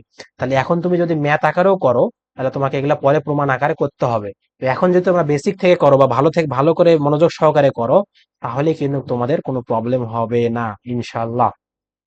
তো আমি তোমাদের বইয়ের এক্সাম্পল নাম্বার 15, এখানে Z1 এবং Z2 দুইটা, এবং আরো অসংখ্য এখানে দেওয়া আছে, থাকতে পারে, কমপ্লেক্স নাম্বার সেট হতে পারে এগুলা। তো সেখান থেকে প্রমাণ করতে হবে যে Z1 + Z2 << Z1 + Z2 আলাদা করে। আমি তোমাকে যেগুলা ধর্ম প্রথমে দিয়ে দিলাম, সেই ধর্মগুলারে এখানে প্রমাণ দিয়েছে। এটা কোনো প্রবলেমে না, খুব সুন্দরভাবে আমরা সমাধান করব। ঠিক আছে, তাহলে 1 নাম্বার আমরা প্রমাণ করব বা সমাধান করব। ঠিক আছে, দেখাইতে হবে আর কি। তাহলে আমি প্রথমে তোমাকে বেসিক গুলো একটু বলে নেই, আমি একটু রিক্যাপ করে নেই, আমি কি কি লাগবে। জেড মডুলাস, জেড মডুলাসকে আমরা লিখতে পারি, বা স্কোয়ার যদি করি তাহলে এটাকে আমি লিখতে পারি কেমন, জেড জেড বার, মানে যার মডুলাসের উপর স্কোয়ার থাকবে তাকে তার অনুবন্ধী গুণ থাকবে। ঠিক আছে, এটা আমি লিখতে পারি। আর কি লিখতে পারি দেখো, আর আমি লিখতে পারি যে Z1 + Z2, এটা যদি আমি বার দেই, বার বলতে দুইটা যোগ করে তার অনুবন্ধী বের করব, দুইটা যোগ করে তার অনুবন্ধী বের করব। মানে এটা যদি থাকে, এটাকে আমি আলাদা করে দিতে পারি, Z1 Z1 বার, আচ্ছা এখানে বার দিলাম তো, একটা জিনিস হয়ে গেল একটা, Z1 বার +Z2 বার, এটা আলাদা করে দেওয়া যায়। ঠিক আছে, এটা মাথায় থাকতে হবে। তারপর তুমি আরেকটা কি জানো, Z1 Z2, এটা যদি তুমি বার করো, তাহলে Z1 বার * Z2 বার, এটা করতে পারো। ঠিক আছে, তারপর আর কি তুমি জানো, তুমি আর এটাকে জানতে হবে যে Z + Z বার, Z + Z বার যদি হয়, এটাকে তুমি লিখতে পারো two real Z, less than equal to Z, এটা লেখা যায়। এই যে এটা এবং আর একটা তোমাকে জানতে হবে, সেটা কোনটা? আর একটা জানতে হবে, তোমাকে জানতে হবে কি, Z1 ইন্টু Z2। দেখো Z1 ইন্টু Z2, এটা ইজ ইকুয়াল টু, তুমি আলাদা করে দিতে পারো যে Z1, আচ্ছা ও আচ্ছা এখানে জেড, আরে সরি সরি, এটা ভিতরে ঢুকবে, একসাথে থাকবে Z1 Z2 একসাথে, তখন তুমি আলাদা করে দিতে পারো Z2। ওকে, হ্যাঁ। আর একটা যেটা জিনিস জানো সেটা হলো জেড মডুলাস, যেই কথা, জেড বারের মডুলাস সেই কথা। এই যে কয়টা তোমাকে বেসিক দিলাম, এগুলা তোমাকে আজীবন মনে রাখতে হবে, তোমার আজীবন কাজে লাগবে। তাহলে কি, কোনো সংখ্যার মডুলাসের পরিষ্কার করলে সেটাকে তুমি ওই সংখ্যা এবং তার বার দ্বারা গুণ করলে মান সেম হয়ে যায়। বার থাকলে দুটাকে আলাদা করে দেওয়া যায়, গুণের অবস্থায় বার থাকলে সেটাকে, সেই দুটাকে আলাদা করে দেওয়া যায়। জেড প্লাস জেড বার, ওইটা is equal to two real z হবে, সেটা ইজ লেখা যাবে কি, টু বার মানে two modulus z less than equal. এই শর্তটা খুবই খুবই ইম্পর্টেন্ট। তাহলে আমরা শর্তটা প্রমাণ করব এই পেজে।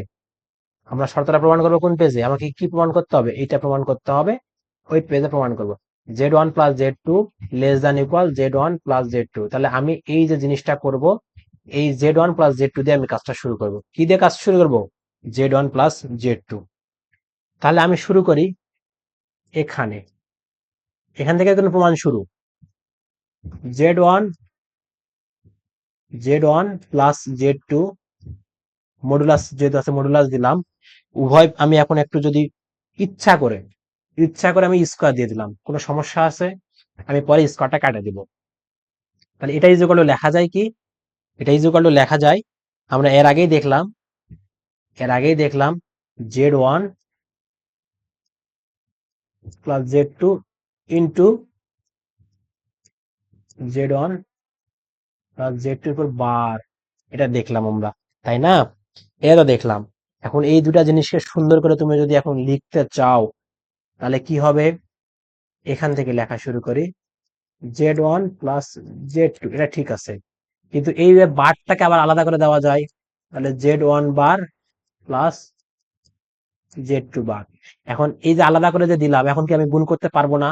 তাহলে Z1 আর Z1 বার গুণ হবে, তাহলে Z1 আর Z1 বার গুণ হলো, প্লাস Z1 আর Z2 বার গুণ হলো, প্লাস Z2 Z1 বার প্লাস Z2 Z2 বার।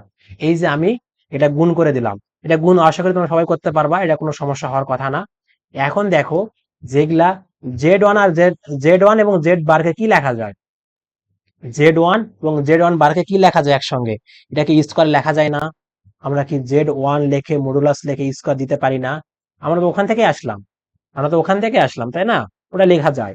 তারপর দেখো এখানে এই দুটা জিনিসকে আমি একটু কাজ করব। দেখো এই দুটা জিনিসকে আমি কি করব, Z1 Z2 বার এটাকে স্থির রেখে এইটাকে একটু সিস্টেম করব। দেখো সিস্টেমটা কি, Z1 Z2 বার ঠিক রাখলাম, প্লাস আমি যদি আমি যদি এরকম করি, দেখো Z1 Z2 এর উপর জোর করে একটা বার দিলাম, দিয়ে তার উপর যদি আমি একটা বার দেই, তাহলে কেমন হবে ব্যাপারটা? দেখো বারের উপর বার, তার মানে এই বার বার কেটে যাবে, শুধুমাত্র Z2 থাকবে, আর Z1 এর উপর একটা বার চলে আসবে, আসবে কি না? তাহলে আমার আগের লাইন ঠিক থাকতেছে, মানে কি, লাঠিও ভাঙিল না, সাপও মরে গেল, ব্যাপারটা এরকম। ঠিক আছে, প্লাস এবার দেখো Z2 বার মানে কত, Z2 দিয়ে মডুলাস দিয়ে তারপর স্কোয়ার। আমরা কি পাইছি না? Z1 ফাঁকা আছে, এখানেও Z1 ফাঁকা আছে, এখানে Z2 বার আছে, এখানে Z2 বার আছে, তারপর বার আছে। তার মানে ব্যাপারটা কেমন?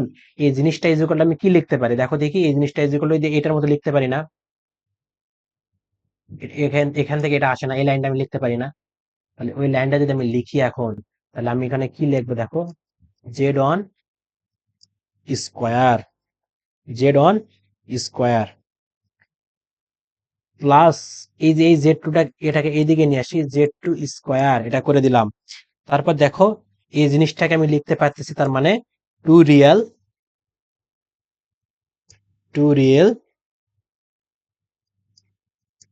Z2 বার, এটা লেখা যাচ্ছে। এখন এই লাইনটা এই দিকেই হলো হয়, এই লাইনটা এখানে আর একটা লাইন হতো, মানে এই জিনিসটা এই যেগুলো এখানে হতো।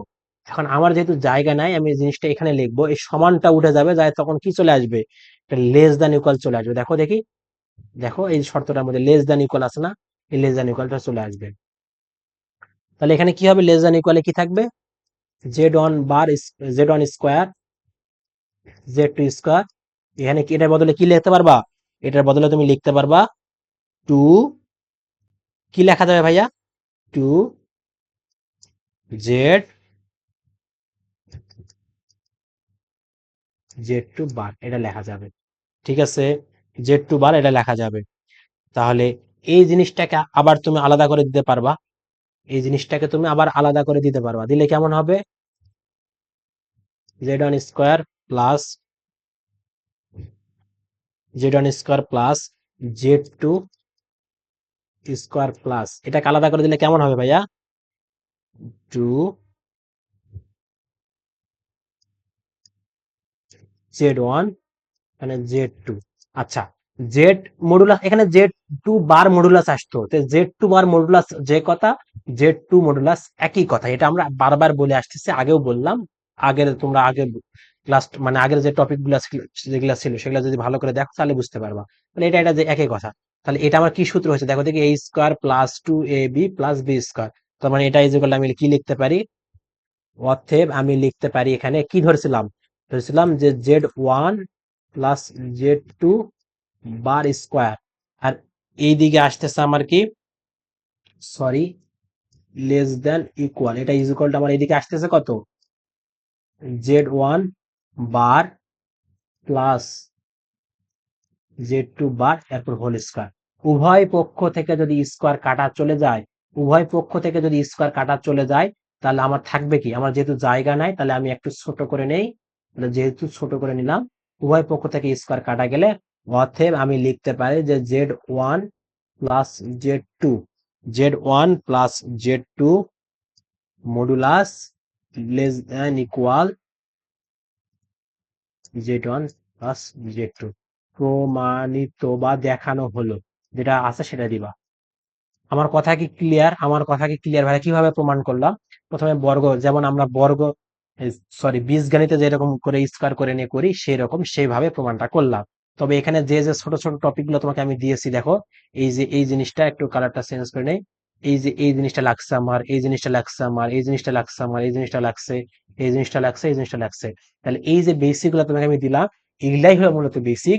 তুমি এগুলা যদি আগের থেকে জানতে পারো, আগের থেকে জানো, তাহলে তুমি এগুলা সলভ করতে পারবা। সেম ভাবে তুমি 2 নাম্বারটা করো, শুধুমাত্র একটা বাড়াই দিবা, শুধুমাত্র এখানে কি দিবা, একটা বাড়াই দিবা, একটা বাড়াই দিলে কি হবে দেখো দেখি, একটা বাড়াই দাও তুমি, এখানে যদি তুমি Z one plus Z two plus Z three করো, তাহলে সেম ক্যাটাগরিতেই আসবে, সেম ক্যাটাগরিতে আসবে। তাহলে তুমি এখানে যদি হোল স্কয়ার করো, তুমি যদি এখানে হোল স্কয়ার, তাহলে কি ব্যাপারটা কেমন, দেখো ব্যাপারটা এরকম, যে জেড ওয়ান, জেড ওয়ান কে রাখে প্লাস, তুমি আরেকটা কাজ করতে পারো না এরকম, যে Z two plus Z three, Z two plus Z three করতে পারো, মডুলাস করলাম। তাহলে তুমি এটার থেকে তুমি কেমন মান জানো, এর থেকে তুমি মান জানো কেমন, এখান থেকে তোমার মানটা কেমন আসবে দেখো দেখি, এই যে দুইটা জিনিস থেকে তোমার মানটা কেমন আসলো, দুইটা জিনিস থেকে আমার মানটা কেমন আসলো, এমন আসলো না। তাহলে এই জিনিসটাকে করলে তুমি পাবা এরকম, আর একটু ছোট করে নিই আমি, আর একটু ছোট করলাম, তুমি এখান থেকে পাচ্ছ, এখান থেকে পাবা Z one plus Z two plus Z three less than equal, তুমি আলাদা আলাদা করে মানটা পেয়ে যাবা, Z one plus Z two plus Z three পেয়ে যাচ্ছ। তাহলে এই যে আমাদের প্রমাণটা খুব সুন্দর, খুব স্মুথলি আমরা সলভ করলাম বা পারলাম। ঠিক আছে, নেক্সটে যাই। নেক্সটে কি আছে আমাদের, alpha plus root over alpha square minus beta square, এটা আছে, plus alpha minus root over alpha square minus beta square is equal to alpha plus beta এবং প্লাস আলফা মাইনাস বিটা। এটাও একটা খুবই সুন্দর একটা সমাধান, এটা তোমাদের ফার্স্ট ইয়ারও লাগতেছে, সেকেন্ড ইয়ারও লাগবে, থার্ড ইয়ারও লাগবে। এই প্রবলেমটা তোমাদের দুইটা ইয়ারে বা বাকি যেগুলো ইয়ার আছে সবগুলোতে লাগবে, প্রমাণটা খুবই সুন্দর। তাহলে এইটা বেসিক তোমাকে করতে গেলে বা এটা জিনিস তোমাকে জানতে হলে আগে, মানে এটা ম্যাথটা সলভ করতে আগে বেসিক কিছু জানতে হবে। সেই বেসিকটা কি ভাইয়া, সেই বেসিকটা হলো এ প্লাস বি হোল স্কোয়ারের যে সূত্রটা আছে বীজগণিতের, সেই সূত্রটা তোমাকে আগে জানতে হবে, ওটা মোটামুটি সবাই জানো। তাহলে ওই সূত্র জানে, তাহলে আমি এখানে সলভ করতে পারবো। তাহলে আমার দেওয়া আছে যেটা, আমি সেটা লিখে নিচ্ছি। দেওয়া আছে কি, দেওয়া আছে alpha plus root over alpha square minus beta square modulus plus alpha minus root over alpha square minus beta square, এটা দেওয়া আছে। এটাকে যদি আমি সুন্দর করে একটা বর্গ করে দিই, কোনো সমস্যা আছে? মানে বর্গ করলে একটা সূত্র পড়বে না এইদিকে? সূত্রটা কি, এই পুরাটা কি, এই পুরাটা এ, পুরাটা কি আমার বি। তাহলে এ প্লাস বি হোল স্কোয়ারের সূত্র কি, এ square plus two A B plus B square. এটা সূত্র না? তাহলে আমি এই জিনিসটা এখানে লিখবো, নিচে লিখবো। দেখো আমি এই জিনিসটা নিচে লিখতেছি, কোনো সমস্যা নেই। নিচে লিখলে কেমন হবে, যে alpha plus root over alpha square minus beta square, পুরাটা square, A square plus two A B plus B square. Two A কি, alpha plus root over alpha square minus beta square, two A B alpha minus root over alpha square minus beta square, two A B plus B square. B স্কোয়ারটা কি এখানে, alpha minus root over alpha square minus beta square, তারপর square. তাহলে A square plus two A B plus B square, আমি সুন্দর মতো সূত্রগুলো apply করে দিলাম। তারপর দেখো তোমার এইটা আবার একটা, তোমার এখানে আর একটা সূত্র পড়তেছে, এ এ প্লাস বি হোল স্কোয়ারের সূত্র। তুমি এখানে আবার এ প্লাস বি হোল স্কোয়ার সূত্র ইউজ করবা। আর এখানে কি সূত্র পড়ছে দেখো, এ প্লাস বি ইন্টু এ মাইনাস বি। আবার এখানে কি পড়ছে, এ মাইনাস বি হোল স্কোয়ারের সূত্র। এটাকে তুমি এ ধরলা, এটাকে বি ধরলা, এ মাইনাস বি হোল স্কোয়ারের সূত্র।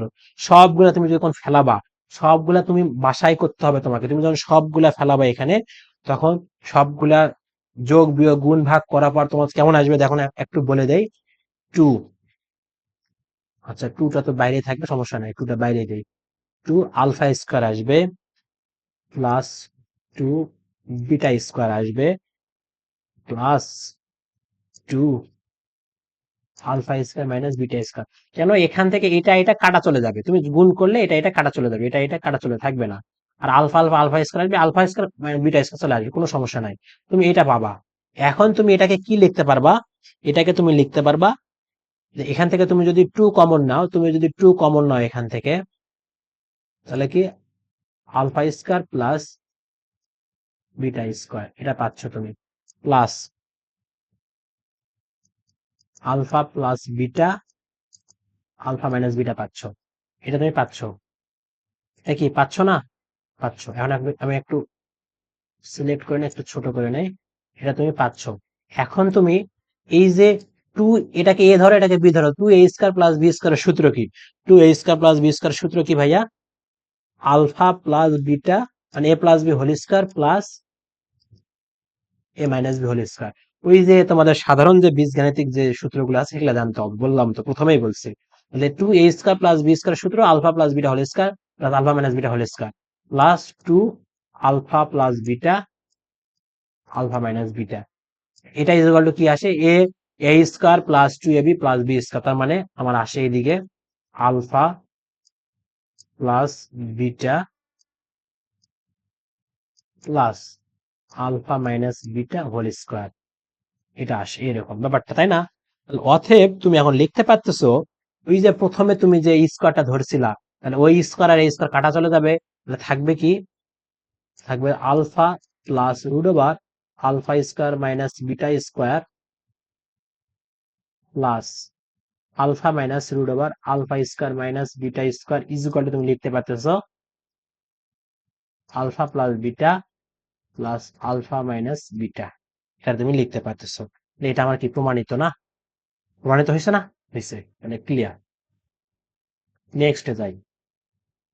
যদি আহ, যদি জেড এলিমেন্ট সি হয়, তবে দেখাও যে root modulus Z greater than equal real Z plus imaginary Z. মানে রুট জেড এর সঙ্গে জেডটা বড় হবে, মানে জেড এর মানটা তুমি যদি বের করে নাও, তার সাথে যদি তুমি রুট গুণ করো, তাহলে real Z plus imaginary Z, মানে রিয়েল পার্ট এবং ইমাজিনারি পার্টটা যোগ করলেও তার থেকে কি ছোটই থাকবে অথবা সমান হতে পারে। তাহলে এটা তোমাদের বইয়ের এক্সাম্পল নাম্বার কত, 22। তাহলে এখন তুমি জেডটাকে ধরে নিয়ে তোমাকে কাজ করতে হবে। কি করবা, জেড এর মানে এক্স প্লাস আই তুমি ধরে নাও, সমস্যা নাই। তাহলে সমাধান, সমাধান তুমি একটা কমপ্লেক্স যেহেতু বলছে কমপ্লেক্স, তাহলে তুমি Z is equal to x plus I I ধরে নাও, সমস্যা নাই তো আমার। তাহলে এখান থেকে তোমার রিয়েল, রিয়েল জেড কত হবে? Real Z X, real Z X না?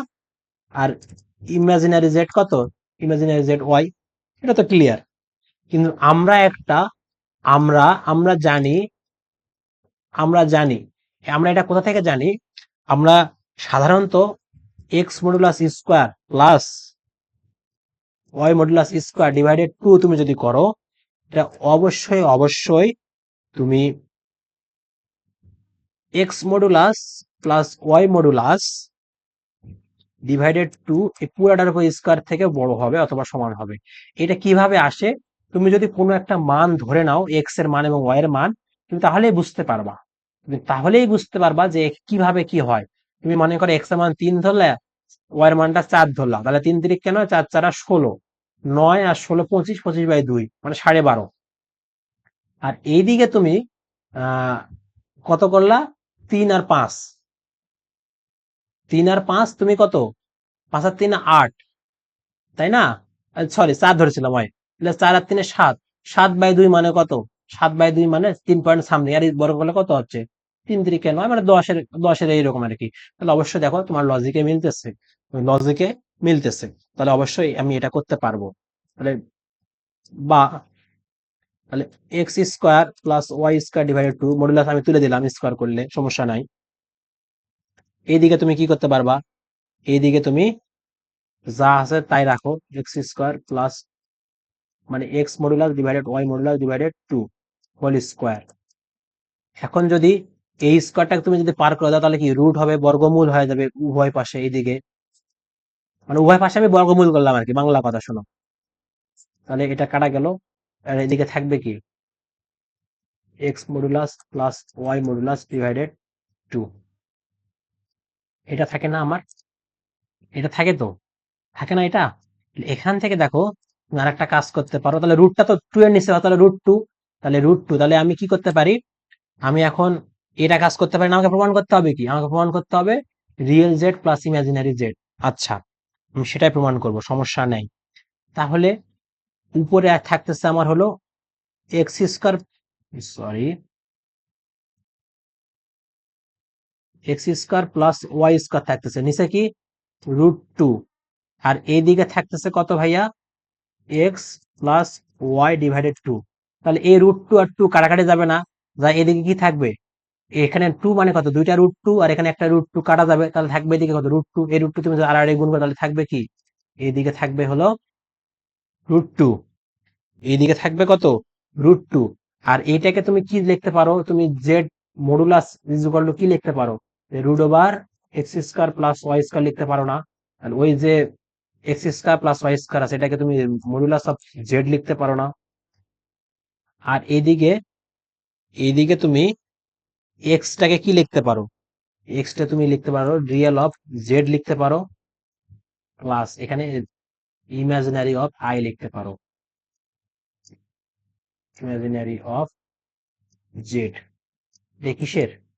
এটা তোমাদের ওই পার্ট থেকে আসলো, প্রথমেই বলেছিলাম যে রিয়েল জেড ইজ, এক্স এর মান কত? এক্স এর মান আমি রিয়েল জেড বসাইছি, এবং ওয়াই এর মানটা কত?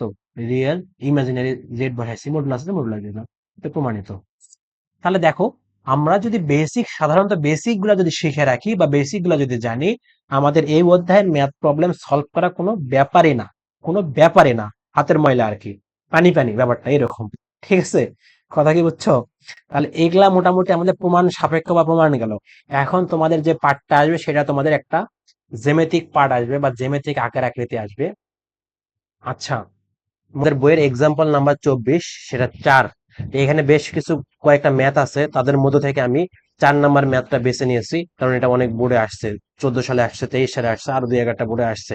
তো দেখো, আমি খুবই সিম্পল ভাবে তোমাদের বলি যে এখানে একটা জটিল সংখ্যার সমীকরণ দেওয়া আছে, এই সমীকরণটা থেকে তোমাকে সাধারণ আকারে নিয়ে আসতে হবে, এক্স ওয়াই আকারে নিয়ে আসতে হবে, এক্স ওয়াই সমীকরণ আকারে নিয়ে আসার পর তোমাকে বলতে হবে যে এই সমীকরণটা কিসের সমীকরণ, বৃত্তের সমীকরণ না, মানে এক কথায় জ্যামিতিক যে শেপটা আসবে সেটা তোমাকে ব্যাখ্যা করতে হবে। এটাই হলো এই প্রশ্ন আর কি। ঠিক আছে, তাহলে আমরা একটু সমাধান শুরু করে দেই। আমি একটু কালারটা চেঞ্জ করি, আমি সমাধান শুরু করে দেই। সমাধান, সমাধানে আমরা প্রথমে ধরে নেব কি, এই যে জেড যে দেওয়া আছে, জেড এর মান কিন্তু এক্স প্লাস আই ওয়াই আকার দেওয়া আছে। তো দেওয়া আছে, বলতে পারো যে দেওয়া আছে, দেওয়া আছে Z is equal to x plus I Y. তাহলে অতএব সমীকরণটা তুমি কি লিখতে পারো, তাহলে Z plus two I modulus, এখানে কি Z minus two I modulus is equal to six. তাহলে এখন এখান থেকে তুমি জেড এর মানটা যদি তুমি বসে দাও, যে এক্স প্লাস আই ওয়াই বসে দিলা, এক্স প্লাস আই ওয়াই বসে দিলা প্লাস টু আই, প্লাস এখানে বসে দিলা I X plus I Y বসে দিলা মাইনাস টু আই বসে দিলা, ঠিক আছে, ইজ ইকুয়াল টু সিক্স। এটা তুমি বের করতে পারছো। বা এখন দেখো তুমি এখান থেকে এক্সটা ঠিক রাখলা, রাখে এখান থেকে তুমি যদি ওয়াই প্লাস টু করো, করে যদি আই করো, কোনো সমস্যা আছে? কোনো সমস্যা নাই, আমি আইটা কমন নিলাম। সেম ভাবে X plus Y minus two করে তুমি যদি আই কমন নাও, কোনো সমস্যা নাই, ইজ ইকুয়াল টু সিক্স।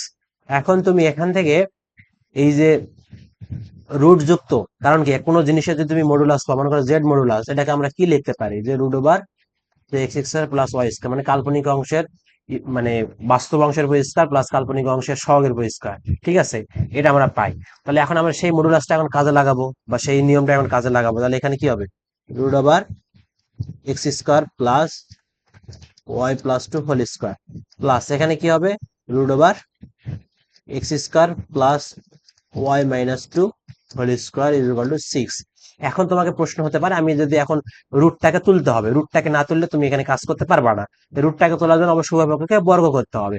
তাহলে আমি যদি এখন উভয় পক্ষকে এই মুহূর্তে বর্গ করি, তাহলে কিন্তু এটা একটা এ ধরতে হবে, এটাকে বি ধরতে হবে, তার মানে বিশাল একটা হিউজ পরিমাণ ক্যালকুলেশন করতে হবে। তাহলে সহজ করার জন্য তোমাকে আমি একটা বুদ্ধি শিখে যেতে পারি, সেটা হলো X square plus Y plus two whole square, এটাকে ঠিক রাখে এইদিকে তুমি six minus root over X square plus Y minus two whole square করতে পারি।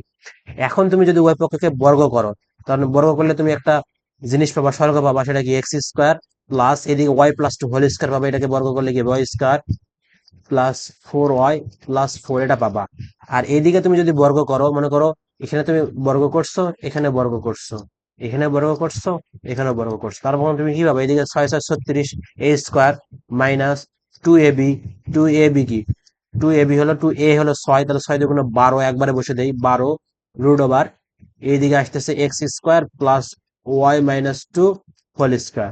তাহলে তাহলে A square minus two A B plus B square, plus B square করতে পারি, বি স্কোয়ার করলে কি হবে, এটা বি আমার, এটা কি, এটা আমার বি না, এটা যদি বি হয় তাহলে রুটটা কেটে যাবে, তাহলে থাকবে কি এক্স স্কোয়ার প্লাস একবারে করে নে Y minus two whole square, Y square minus four Y plus four, এটা আমরা পাই।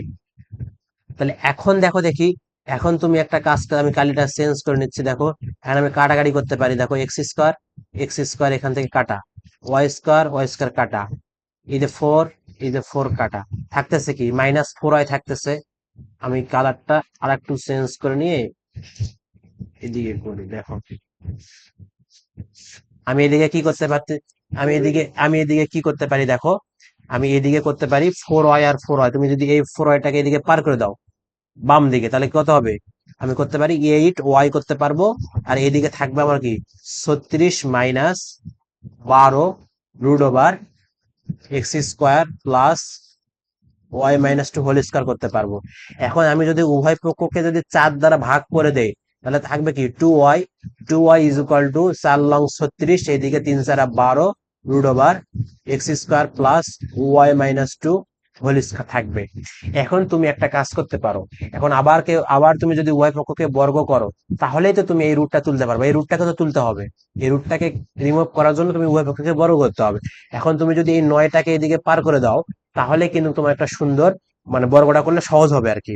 তাহলে সহজ করার জন্য আমি কি করব, যে three root over X square plus Y minus two whole square ঠিক রাখলাম, রাখে এইদিকে 9টাকে ঠিক রাখে আমি কি করব, টু ওয়াইটাকে এইদিকে পার করে দেব। দেখো আমার সুন্দর একটা ফরম্যাট চলে আসছে। এখন যদি আমি উভয় পক্ষকে যদি আমি এখন বর্গ করি, উভয় পক্ষকে যদি আমি এখন বর্গ, এই সাইডে তোমরা সাইড নোট দিবা যে উভয় পক্ষকে বর্গ করে পাই, তখন তুমি এদিকে লিখতে পারবা কি দেখো, তখন তুমি লিখতে পারবা এদিকে 3 না, তাহলে কত, তাহলে 3 4 12, তাহলে 3 3 9, তাহলে 9 × x² প্লাস আমি একবারে করে দেয় y - 2 হোল স্কয়ার আছে মানে কি y² - 4y+4, এটা আমি পাবো এই দিকে, ইজ ইকুয়াল টু এই দিকেরটা কি পাবো আমি, 9 9 81 পাবো, minus 9 × 2 = 18, 36 y, 36y plus 4y² পাবো। এখন এখান থেকে আমি ছোট্ট করে তোমাদের একটু যদি বলি, দেখো তুমি যদি 9 দ্বারা গুণ করে দাও, তাহলে 9x² plus 9y² minus 4 long 36y plus 36 সমান দিয়ে এদিকে কত 81 মাইনাস 36y প্লাস 4y²। আমি এটাকে একটু সিলেক্ট করে নিয়ে আমি তোমাদের একটু ছোট্ট করে দিই, তাহলে এই পেজেতে আমার হয়ে যাবে, তাহলে আমি এটা পাই, তাই না, এটা পাই। এখন দেখো দেখি, আমি এখান থেকে শুরু করি, মনে করো এখান থেকে একটা পার্ট হয়েছে, আমি এখান থেকে শুরু করতেছি, বা তাহলে দেখো 9x² প্লাস 9y², আর সমানের এদিকে কি আছে, 9x²y² নাই, দেখো 9x² ঠিক থাকলো, কি থাকবে, 9x² কে তুমি ঠিক রাখো, আর যেহেতু কাটাকাটি করা জায়গা নাই, কিন্তু 9y² এখানে কত 4y² আছে, তুমি যদি 4টাকে এদিকে পার করে দাও তাহলে কত হবে, 9 থেকে 4 বাদ দিলে কত হবে, প্লাস 5y² পাচ্ছ। তারপর 36 হয়, 36 হয়, একই জিনিস, তাহলে উভয় পক্ষ থেকে কেটে চলে যাবে, তাহলে এটা 36 36 কাটা চলে গেল, থাকতেছে কত, এখানে 36 আছে, এখানে 81 আছে, তুমি যদি 81টাকে পার করে দাও, অথবা 36টাকে তুমি যদি এদিকে পার করে দাও, তাহলে 81 - 36 করলে কত হয়, 36 করলে তুমি 45 পাও, তাহলে 9x² plus 5y² is equal two 45 পাও। মানে এইটাকে তুমি আর একটা আকৃতি দিতে পারো যে x² ডিভাইডেড 45 দ্বারা তুমি ভাগ করে দাও, তাহলে 5 লং 45, তাহলে তুমি x² ডিভাইডেড 5 পাচ্ছ, আর এদিকে y² ডিভাইডেড তুমি 9 পাচ্ছ, ইজ ইকুয়াল টু তুমি এদিকে 1 পাচ্ছ।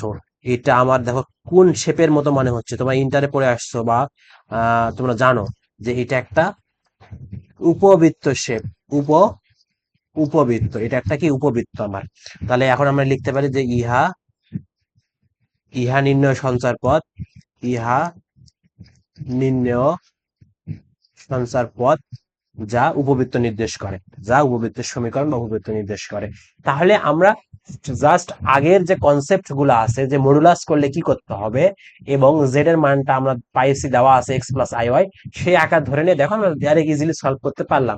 এখন যোগ বিয়োগ গুণ ভাগ গেলে ভাইয়া তোমাদের কিন্তু ছোট থেকে করে আসতে হবে বা করে আসছো তোমরা, এটা তোমরা সবাই পারো, আমি জাস্ট তোমাদের টেকনিকটা দেখাই দিলাম, তোমরা যোগ বিয়োগটা সঠিকভাবে করবে, ভুল করলে কিন্তু অঙ্ক মিলবে না। তাহলে এক্সাম্পল 24-এর 4 নাম্বারটা গেল। এবার 5 নাম্বারটা কি আছে, সেম। 5 নাম্বারটা আমাদের কি বলছে, এটা আমাদের কিসের সমীকরণ হবে তোমরা এটা বের করতে পারবে, আমি জাস্ট তোমাকে একটু সমাধানটা দিয়ে দেই। জেড এর মান কি জানি, x+iy জানি -1, প্লাস জেড এর মান কি জানি, x+iy+1 ইজ ইকুয়াল টু 1, এটা আমরা জানি, এটা আমরা বের করতে পারতেছি। তাহলে তুমি এখান থেকে তুমি x-1 ঠিক রাখবা, এটাকে তুমি একটা দিকে রাখো, আর এদিকে iy মানে বাস্তব বাস্তব তুমি একদিকে রাখবা, কাল্পনিক কাল্পনিক একদিকে রাখবা, মানে এদিকে x+1 এটাকে তুমি ঠিক রাখলা, আর এদিকে প্লাস iy এটাকে তুমি ঠিক রাখলা, ইজ ইকুয়াল টু 1। এখন তুমি এই মডুলাসের যে ফাংশনটা বা মডুলাসের যে কাজটা সেটা তুমি করতে পারো, সেই কাজটা কি, x-1 whole square plus y² plus √ওভার x+1 whole square plus y² is equal to 1। Same ভাবে তুমি একটা রাশিকে দিকে পার করে দিবা, এইভাবে ওকে বড় করবা, করলে দেখবা যে একটা সিম্পলিফাই করলে তোমাদের একটা সমীকরণ চলে আসবে। সেই সমীকরণটা কি হবে একটা তোমাকে আমি বলে দেই, সেই সমীকরণটা আসবে, এটা 5 নাম্বার, তাহলে সমীকরণটা আসবে আমাদের অধিবৃত্তের সমীকরণ আসবে, অধি অধিবৃত্তের সমীকরণ আসবে। তাহলে অধিবৃত্তের সমীকরণ কেমন হয়, যে আসবে, তোমরা এটা মিলে নিও, যে x² divided half whole square -y² divided √3/2 whole square is equal to 1 আসবে, এটা তোমাদের অধিবৃত্তের সমীকরণ আসবে। মানে এই যে মাইনাসটা থাকার কারণে অধিবৃত্ত, আর এখানে যদি প্লাস হইতো তাহলে সেটা হলো পরাবৃত্ত, সরি উপবৃত্ত হইতো। দেখো আগের অঙ্কটাতে আমার প্লাস আসছিল, আগের অঙ্কটাতে কি আসছিল, প্লাস, এই জন্য আমার কি এটা উপবৃত্ত হয়েছে, আর এখানে মাইনাস আসার কারণে আমার হয়ে গেছে কি অধিবৃত্ত। তাহলে আমাদের 4 নাম্বার 5 নাম্বার শেষ। এবার আমরা আসি 6 নাম্বার। সেম ভাবে 6 নাম্বারটা তোমরা এখানে কি জেড এর মান বসে দিবা, এখানে জেড এর মান বসে দিবা। আর আমি একটু তোমাদের করে দিচ্ছি, দেখো একটু করে দিচ্ছি। তাহলে X plus I Y minus one divided X plus I Y plus one is equal to কত, 2। তাহলে তুমি একটু যদি মানে খেয়াল করো, তাহলে তুমি এটা আচ্ছা মডুলাস তো আছে, মডুলাসটা দিয়ে দাও, মডুলাসটা দিয়ে দাও। তুমি এখন এইদিকে পার করে দাও, যে modulus X plus I Y minus one, এটা এইদিকে গুণ করে দিতে কি হবে, 2 X plus I Y plus one, এটা তুমি পাচ্ছ। তাহলে তুমি এখন বাস্তবের কাছে তুমি বাস্তবগুলো নিয়ে আসো, যে X minus one into plus I Y, এটাকে ঠিক রাখলা, এদিকে 2 আছে, এদিকে কি এক্স প্লাস ওয়ান, এটাকে তুমি ঠিক রাখলা, রেখে এদিকে আই ওয়াই করলা। তাহলে এখন উভয় পক্ষকে তুমি যদি বর্গ করে দাও, সরি মানে মডুলাসের ফাংশনটা তুমি যদি বের করো, তাহলে কি হবে, এখানে x square minus one whole square plus Y square is equal to 2 root over x minus one whole square plus Y square করলা। উভয় পক্ষকে তুমি যদি বর্গ করো, বর্গ করলে তোমার রুট চলে যাবে, বর্গ করলে তোমার রুট চলে যাবে। আমার কথা কি ক্লিয়ার? তারপর তুমি সুন্দর একটা জিনিস পাবা, সেটাকে কি বলা হয়, আর সেই শেপটার নাম কি হবে, সেই শেপটার নাম একটা বৃত্ত আসবে। সেটা কি বৃত্ত আসবে, বৃত্ত, এটা বৃত্তের একটা সমীকরণ আসবে। তোমরা এই কাজটা তোমরা ডাইরেক্ট করবা, তাহলে তোমরা পেয়ে যাবা। এবং বৃত্তের সমীকরণটা কেমন হবে একটু বলি। বৃত্তের সমীকরণটা আসবে এরকম, যে X plus five three, X plus five by three whole square plus Y square is equal to ব্যাসার্ধটা কত, 4/3, 4/3 হোল স্কোয়ার। এটা তোমরা পাবা। কারণ তোমাদের কাজ কি, তোমাদের কাজ হলো এটা তোমাদের বাসায় করতে হবে, হোমওয়ার্ক। কারণ তোমাদের প্র্যাকটিস তো করতে হবে। আমি সব যদি অঙ্ক করে দেয়, সেটা তো এটা তোমাদের, সেটা তো আমার ক্রেডিট বা তোমার ক্রেডিট না। আমি করে দিলাম মানে তোমরা করলে, তার মানে এটা কি একটা নকল করার সিস্টেম হলো। আমি তোমাদের বেসিক শিখে দিচ্ছি, তোমরা বাসায় অঙ্কগুলো ট্রাই করো বা সলভ করবা, ঠিক আছে? দেখো এবার আমরা এক্সাম্পল 25-এ যাচ্ছি। সেম ভাবে এখান থেকে তোমরা একটা শেপ পাবা। তোমরা এখান থেকে x plus three plus I y এরকম একটা পাবা। এইদিকে আসবে কি x minus three plus I y একটা পাবা ইজ ইকুয়াল টু 10। তুমি এখানে মডুলাসের ফাংশনটা ইউজ করবা। এই মডুলাসের ফাংশনটা ইউজ করবে, করলে একটাকে এইদিকে পার করে দেবা, দিয়ে উভয় পক্ষকে বর্গ করবা, করলে দেখবা যে তোমাদের কিন্তু ম্যাথ প্রবলেম সলভ হয়ে যাবে। তাহলে তোমার এটা কি নির্দেশ করে সেটা তুমি বললে হয়ে যাচ্ছে। তাহলে A X square divided A plus A square Y square divided B square is equal to 1। যদি প্লাস হয় তাহলে এটা কি উপবৃত্ত, আর মাইনাস হলে কি অধিবৃত্ত। আর বৃত্তের সমীকরণ জানো যে X square plus Y square divided A square বা আর স্কোয়ার, এটা বৃত্তের সমীকরণ জানো। তাহলে এগুলা কোনো না কোনো একটা শেপ চলে আসবে, তোমরা পেয়ে যাবে আর কি। আর যদি y square is equal to 4 ax হয়, তাহলে এটা কি পরাবৃত্ত। বা x square is equal to 4 ay হয়, এটাও একটা পরাবৃত্ত, তাহলে পরাবৃত্তের সমীকরণ। কিন্তু তোমাকে অবশ্যই অবশ্যই এই ধারণাগুলো বা সমীকরণ সময় ধারণা থাকতে হবে, তাহলে তুমি অঙ্কগুলো পারবা। তারপর দেখো নেক্সট ম্যাথটা কি আছে আমাদের, real Z, real half Z মানে 1/z যেটা লেস দেন হাফ। এটা তোমাকে কি বলছে, এটা দ্বারা তোমাকে বলছে যে এই সমীকরণ দ্বারা প্রকাশিত অঞ্চলের বর্ণনা দাও। মানে এই সমীকরণ থেকে তোমার অঞ্চলটা কেমন হবে, অঞ্চলটা কেমন হবে সেটা তোমাকে বর্ণনা দিতে হবে, অঞ্চলটা কেমন হবে সেটা বর্ণনা দিতে হবে। তাহলে আমি এখন তাহলে আমাকে এটাকে সমাধান করতে হবে, তাই না? সমাধান করতে গেলে আমি কি পাবো, রিয়েল 1/z পাবো। আচ্ছা 1/z লেস দেন হাফ এটা পাবো আমরা, এটা দেওয়া আছে। তাহলে এখান থেকে বা এখান থেকে আমি রিয়েল এটা মানটা বসে দেয়, যে এক্স প্লাস আই ওয়াই, আমাদের সাধারণত জেড এর মানে x plus I y less than half, এটা আমরা পাচ্ছি। তাহলে এখান থেকে তুমি কোনটা নিবা? আচ্ছা এক্স প্লাস আই ওয়াই, আমরা প্রথমেই বলেছিলাম যে এক্স প্লাস আই ওয়াই থেকে যখন আমরা এ প্লাস আই বি আকার করতে যাব, হরের যে মানটা থাকবে, জটিল সংখ্যা বা জটিল রাশিটা থাকবে, সেটা অনুবন্ধী দ্বারা গুণ করতে হবে। তাহলে রিয়েল, তাহলে এক্স মাইনাস আই ওয়াই দ্বারা আমরা গুণ করব, তাহলে নিচে গুণ করলে x square minus I y whole square চলে আসবে, তাই না? এটা আসবে লেস দেন হাফ। তাহলে এইদিকে রিয়েল উপরে থাকতেছে কি এক্স মাইনাস আই ওয়াই, আর নিচে থাকতেছে কি X square plus Y square থাকতেছে, X square plus Y square থাকতেছে ডিভাইডেড এই সরি লেস দেন হাফ। এখন তুমি রিয়েলটাকে যখন তুমি তুলে দিবা, তখন তুমি কি করবা, x divided x square plus Y square লিখবা, লেস দেন হাফ লিখে দেবা। কেন? কারণটা কি, রিয়েল মানে রিয়েল অংশটাকে নিতে হবে। আচ্ছা এক্স স্কোয়ার প্লাস ওয়াই স্কোয়ারটা তুমি এক্স এর নিচেও লিখতা, ওয়াই নিচেও লিখতা, লিখতা কিনা? ওটা তো লিখবা, কিন্তু কথা তোমাকে রিয়েল বলছে, রিয়েল বলে তুমি বাস্তব পার্টটা নিবা, অবাস্তব পার্টটা তো নিতে পারবা না, রিয়েল বলছে, এই জন্য আমি বাস্তব পার্টটা নিছি, এটা এটা হাফ। এখন তুমি এখান থেকে যদি অঙ্কটা সলভ করো, তাহলে তোমার আসতেছে কেমন একটু বলি তোমাকে। তাহলে 2x less than x square plus Y square আসতেছে, ঠিক আছে। টু মানে উভয় পক্ষে আড়াআড়ি গুণ করে দিলাম, 2x less than x square plus Y square আসতেছে। এখন তুমি এখান থেকে কি করতে পারো, এখান থেকে তুমি আর একটা কাজ করতে পারো, দেখো 2x, আচ্ছা আমি x square plus Y square minus 2x নিলাম, নিয়ে 2x নিয়ে আমি একটা কাজ করি, একটা প্লাসও নিলাম নিয়ে লেস গ্রেটার দেন 0 করে দিলাম। কারণ তুমি এখানে মনে করো এইদিকে 2x টাকে পার করলে কি -2x হবে, মুখটা কোন দিকে আছে, x square plus Y square দিকে, ওই দিকেই তো মুখটা আছে। আর +1 যেহেতু এইদিকে নিছি আমি, তাহলে এইদিকেও একটা জোর করে +1 তোমাকে দিতে হবে। তার মানে +1 একটা 1 দিলেই হচ্ছে, প্লাস দেওয়া লাগবে না, ঠিক আছে এটা। তাহলে এখন তুমি এটা কেন নিলাম, কারণ আমি সূত্র ফেলাবো, যেহেতু 2x আছে, 2x টা থাকার কারণে আমার একটা 1 লাগবে, নাহলে আমরা a plus B whole square আকার করতে পারবো না। তার মানে কি x minus 1 whole square plus whole square বা মাইনাস হোল স্কয়ার, যে কোনো একটা হবে, প্লাস ওয়াই স্কয়ার 1। তাহলে এইটা তোমার একটা সমীকরণ বেরিয়েছে। দেখো এটা কিসের সমীকরণ, x square plus Y square is equal 1 থাকার কথা ছিল, 1 না থাকে কি হয়েছে, গ্রেটার দেন। তো গ্রেটার দেন বা লেস দেন যেটা থাক না কেন, এটা একটা বৃত্তের সমীকরণ নির্দেশ করে। কি নির্দেশ করে, বৃত্তের সমীকরণ নির্দেশ করে। তাহলে এখানে এই যে ব্যাসার্ধটা হবে 1 এর থেকে, ব্যাসার্ধটা কি হবে, বৃত্তটা 1 এর থেকে ছোট হবে। মানে তুমি যদি একটা গ্রাফ অঙ্কন করো, গ্রাফের মধ্যে এখানে ব্যাসার্ধ কত, 1,0, তুমি যদি 1,0 ধরো, ব্যাসার্ধ তুমি যদি 1, আমি অন্য কালার নেই, তুমি যদি ব্যাসার্ধ 1,0 ধরলা, ঠিক আছে। এই ব্যাসার্ধকে কেন্দ্র করে তো ঘুরবে, তাই না, এই ব্যাসার্ধকে তো কেন্দ্র করে, মানে সরি, বিন্দুটা বিন্দুটা হলে x-1 = 0 ধরে 1,0 হচ্ছে। তাহলে আমার কেন্দ্রটা কত, 1,0, ব্যাসার্ধ কত, 1, যেহেতু মিলতেছে আমার। কিন্তু কথা হলো তুমি এই পার্টটা তুমি নিতে পারবা, এই পার্টটা তুমি নিতে পারবা, কারণ কি তোমার 1 ব্যাসার্ধের মধ্যে যা আছে তুমি তা, মানে 1 ব্যাসার্ধ, এটা তো ব্যাসার্ধ, এই ব্যাসার্ধটা কি আমার এখানে 1 বোঝাচ্ছে না, এখান থেকে ব্যাসার্ধটা কত, 1 না।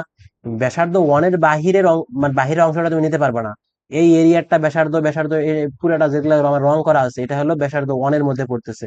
আর বাহিরের যে আরেকটা কালার দেই আমি, বাহিরে যে তুমি সবুজ কালারটা দেখতে পাচ্ছ, এগুলা এগুলা এগুলা এগুলা তুমি নিতে পারবে না। এগুলা কি আমার ব্যাসার্ধ 1 এর থেকে বড়, মানে চারিদিকে 1 এর থেকে আমার বড় হয়ে গেছে, আমি এগুলা নিতে পারবো না। আমার শর্তই বলছে, শর্ত বলছে কি 1 এর থেকে বড় মানগুলা তুমি, সরি, আমি 1 এর থেকে বড় মানগুলা নিতে পারবো, আর এই যে গোলাপি কালার যেগুলা আছে, এই গোলাপি কালারটা নিতে পারবো না। কারণ এটা আমি প্রশ্নেই আমাকে বা সলভ করে আমি যে সমীকরণটা পাইছি, সেই সমীকরণের নির্দেশ হলো যে 1 এর থেকে বড় জায়গা তোমাকে নিতে হবে, এবং 1 এর থেকে ছোট জায়গা তুমি নিতে পারবা না। তাহলে আমার এরিয়াটা কি, বহিস্থ সকল বিন্দুগুলো তোমার কাজ করবে, শুধুমাত্র ভিতরের বিন্দুটা আমার কাজ করবে না। এটাই হলো কথাবার্তা। আশা করি তোমরা ক্লিয়ার হয়েছো। এখানে একটা কনফিউশন ছিল যে আমাদের x square plus Y square less greater than 1, 1টার মানে হলো যে ব্যাসার্ধ 1 তুমি যদি বৃত্তের কোনো একটা অঙ্কন করো, সেই বৃত্তের বাহিরের অংশটা তুমি নিতে পারবা, ভিতরের অংশটা তুমি নিতে পারবা না। তোমাকে বর্ণনা এভাবে দিতে হবে যে আমি ব্যাসার্ধ 1 এর বাহিরেরটা নিব, বহিস্থটা নিব, অন্তঃস্থটা নিব না। ঠিক আছে, এভাবে তুমি বর্ণনা দিতে দিতে হবে বা দিতে পারবা। এখানে যদি রিয়েল না থাকে, যদি তোমাকে জটিল পার্টটা থাকতো, তাহলে কি আই এম থাকতো, তাহলে আমরা বাকি এরকম থাকলে কি আমরা পারবো না, অবশ্যই পারবো। যে কোনো অঙ্কে এরকম দিতে পারে, মিলিয়ে দিবে, যদি থাকে তাহলে তোমরা এভাবে ধরে নিবা, ঠিক আছে। তাহলে বাকি যতগুলা ম্যাথ আছে তোমরা আশা করি করতে পারবা। সেম ভাবে এই সমীকরণটা দেখো, এটা একটা ইম্পর্টেন্ট সমীকরণ বা ইম্পর্টেন্ট অঙ্ক। আমি কিন্তু এই অঙ্কের আরো অনেক অঙ্ক আছে তোমাদের বইয়ে, তোমরা সেগুলা হোমওয়ার্ক আকারে করবে, আমি এগুলা আর করে দিচ্ছি না, এখানে জাস্ট বুঝে দিলাম। রিয়েল মানে রিয়েল অংশটা নিচ্ছি, আই এম বা ইমাজিনারি থাকলে ইমাজিনারি অংশটা নিতাম, ঠিক আছে। এভাবে তোমাকে কাজ করতে হবে। তাহলে আমরা 31 নম্বর, তোমাদের বইয়ের এক্সাম্পল নাম্বার 31, এই অঙ্কটা করে আজকে ক্লাসটা এখানে শেষ করব। ঠিক আছে, কি বলছে দেখাও যে এক্স এর একটি বাস্তব মান 1 - ix 1 + ix সমীকরণকে সিদ্ধ করবে যদি a square plus B square equal to 1 হয়। তাহলে আমার প্রথম কাজ হবে কি, আমার প্রথম কাজ হবে এই যে জিনিসটা আছে, এটাকে আমরা সঠিক আকার বা a প্লাস আই বি আকারে নিয়ে আসতে হবে। সঠিক আকার বা a প্লাস আই বি আকারে নিয়ে এলে আমার কাজ বাকিটা করতে পারবো। তাহলে সমাধান দিয়ে শুরু করি। সমাধান, তাহলে দেওয়া আছে কি আমার, দেওয়া আছে, দেওয়া দেওয়া আছে কি 1 - xi 1 + xi। এখন এটার থেকে আমি যদি ইজ ইকুয়াল টু কি দেওয়া আছে, ইজ ইকুয়াল টু আমার ইজ ইকুয়াল টু আমি কি করবো ভাইয়া, is equal to A plus বা sorry A is equal to A minus I B ধরে নেব। কেন আইবি ধরে নেব? কারণ আমার এটা দেওয়া আছে, এ স্কোয়ার প্লাস বি স্কোয়ার দেওয়া আছে। তাহলে এ স্কোয়ার বি স্কোয়ারটা আমি কি জন্য ধরে নিলাম? কারণ আমি ওয়ান মাইনাস এক্স আই বা ওয়ান প্লাস এক্স আই, এটাকে অবশ্যই আমি এ প্লাস বা এ মাইনাস আইবি আকারে ধরে নেব, বা এ মাইনাস আইবি আকারে ধরে নেব। আমার কথা কি ক্লিয়ার? আমার কথা কি ক্লিয়ার? সমীকরণকে সিদ্ধ করবে যদি A square plus B square is equal to one হয়। তাহলে আমি এটা ধরে নিলাম যে দেওয়া আছে one minus X I one plus X I is equal to A minus I B. এখন এখান থেকে আমি যদি হিসাব নিকাশ করি, তাহলে আমার নিচে দরকার কি, বা আমি এখন একটা কাজ করতে পারি, সেটা হলো ওয়ান প্লাস এক্স আই, মানে একটু উল্টায় দেই। কেন উল্টায় দিচ্ছি সেটা বলতেছি। কারণ এ মাইনাস আইবি, এটা তুমি যদি যোজন বিয়োজন করো তখন এটাকে তো অবশ্যই যোজন বিয়োজন করতে হবে। তো করার জন্য অবশ্যই তোমার কি হবে, ব্যতিক্রম হয়ে যাবে। এই জন্য আমি কি করতেছি, উল্টায় দিলাম। তাহলে এইদিকে কি হতে আসবে, ওয়ান ডিভাইডেড এ মাইনাস আইবি আসবে। এটা তো আসবে, তাই না? তাহলে এটা আসলে আমি কি করব, এই নিচের যে হরের রাশিটা আছে এটাকে আমি উভয় পক্ষকে এর অনুবন্ধী দ্বারা গুণ করব। করলে কি হবে আমার, আচ্ছা যোজন বিয়োজন করে দেই। কি করব, যোজন বিয়োজন করলে আমার এইদিকে কাটা যাবে। ঠিক আছে, যোজন বিয়োজন করি, যোজন বিয়োজন বা বিয়োজন যোজন করি, তাহলে কি হবে, one plus X I minus minus plus X I, এটা আসতেছে। আর এইদিকে আসতেছে one plus X I plus one minus X I, এটা আসতেছে। আর এইদিকে আসতেছে কি, one minus A plus IB divided one plus A minus I B, এটা আসতেছে। তুমি এখান থেকে কি করতে পারবা, এখান থেকে তুমি করতে পারবা যে ওয়ান ওয়ান কাটা থাকতেছে কি, এক্স আই থাকতেছে ডিভাইডেড, এখানে এক্স এক্স কাটা তাহলে টু থাকতেছে। আর এইদিকে থাকতেছে হলো যা আছে তাই। এইদিকে থাকতেছে কি, ওয়ান মাইনাস, ও এখানে এক্স আই যোগ করলে কত, two x I, two x I. আর এদিকে থাকতেছে one minus A plus IB divided one plus A minus I B. এখন তুমি এটাকে তুমি যদি একটু ছোট করো, তাহলে তুমি কি পাবা, তুমি এখান থেকে একটা কাজ করতে পারো। সেই কাজটা কি, টু টু কাটা, তাহলে এইদিকে এক্স আই থাকতেছে, এক্স আই ইকুয়াল টু তুমি কি লিখতে পারবা, এক্স আই তুমি ইকুয়াল টু তুমি লিখতে পারতেছো। এটাকে তুমি এখন যোজন বিয়োজন বা অনুবন্ধী দ্বারা গুণ করতে পারো। কেমন, যে one minus A plus IB উপরে ঠিক রাখলাম, নিচের হরের অনুবন্ধী কি, ওয়ান প্লাস এ প্লাস আইবি, এটা তোমার হরের অনুবন্ধী, এটা তোমার হরের অনুবন্ধী। তাহলে নিচেরটা ঠিক রাখবে, one plus A minus IB ঠিক রাখলাম। আর এদিকে নিচের অনুবন্ধীটা কত, ওয়ান প্লাস এ প্লাস আইবি, এটা আমার অনুবন্ধী দ্বারা আমি গুণ করা হয়ে গেছে। তাহলে এখন আমি লিখতে পারি, দেখো এটা এই দুটা তো উপরেরটা তুমি যদি গুণ করো, তুমি এই দুটা যদি গুণ করো, এই দুটা যদি গুণ করো, তাহলে অবশ্যই তুমি করতে পারবা, অবশ্যই তুমি সেটা করবা। আমি এটা করে দিচ্ছি না, আমি ডিরেক্ট মানটা বসে দিচ্ছি। তুমি যদি এটা গুণ করো তাহলে তুমি পাবা যে one plus ib whole square পাবা, মাইনাস তুমি এ স্কয়ার পাবা। তুমি যোগ বিয়োগ গুণ ভাগ আগেই বলছি, এটা তোমাকে করতে হবে। তুমি এটা আগে থেকে জানো, পারো, নাহলে তো অঙ্ক করা করতে পারবা না।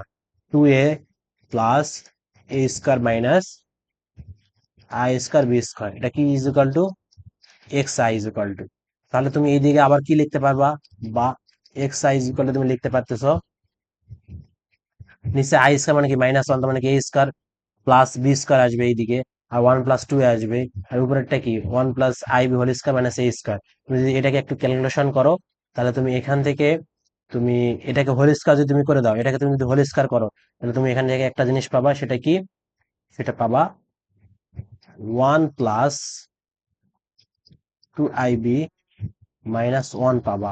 আর নিচে পাবা তুমি, নিচে পাবা হলো one plus two A plus a square plus B square পাবা। তাহলে বা এক্স সাইজ করলে তুমি কি পাচ্ছ, ওয়ান ওয়ান কাটা, উপরে থাকবে কি, উপরে থাকবে আমার টু আইবি, নিচে কি আসবে, নিচে আসবে আমার ওয়ান ওয়ান কাটা টু আইবি, নিচে আমার আসতেছে, আমি যদি A square plus B square is equal to কি one, A square plus B square is equal to কি আছে, ওয়ান আছে। তাহলে এটা ইজ ইকুয়াল টু যদি আমি ওয়ান বসাই, ওয়ান ওয়ান মানে কি টু, টু কমন নিলে ওয়ান প্লাস টু এ, ওয়ান প্লাস টু এ, সরি, টু কমন নিলে ওয়ান প্লাস এ থাকে শুধুমাত্র, ওয়ান প্লাস এ থাকবে।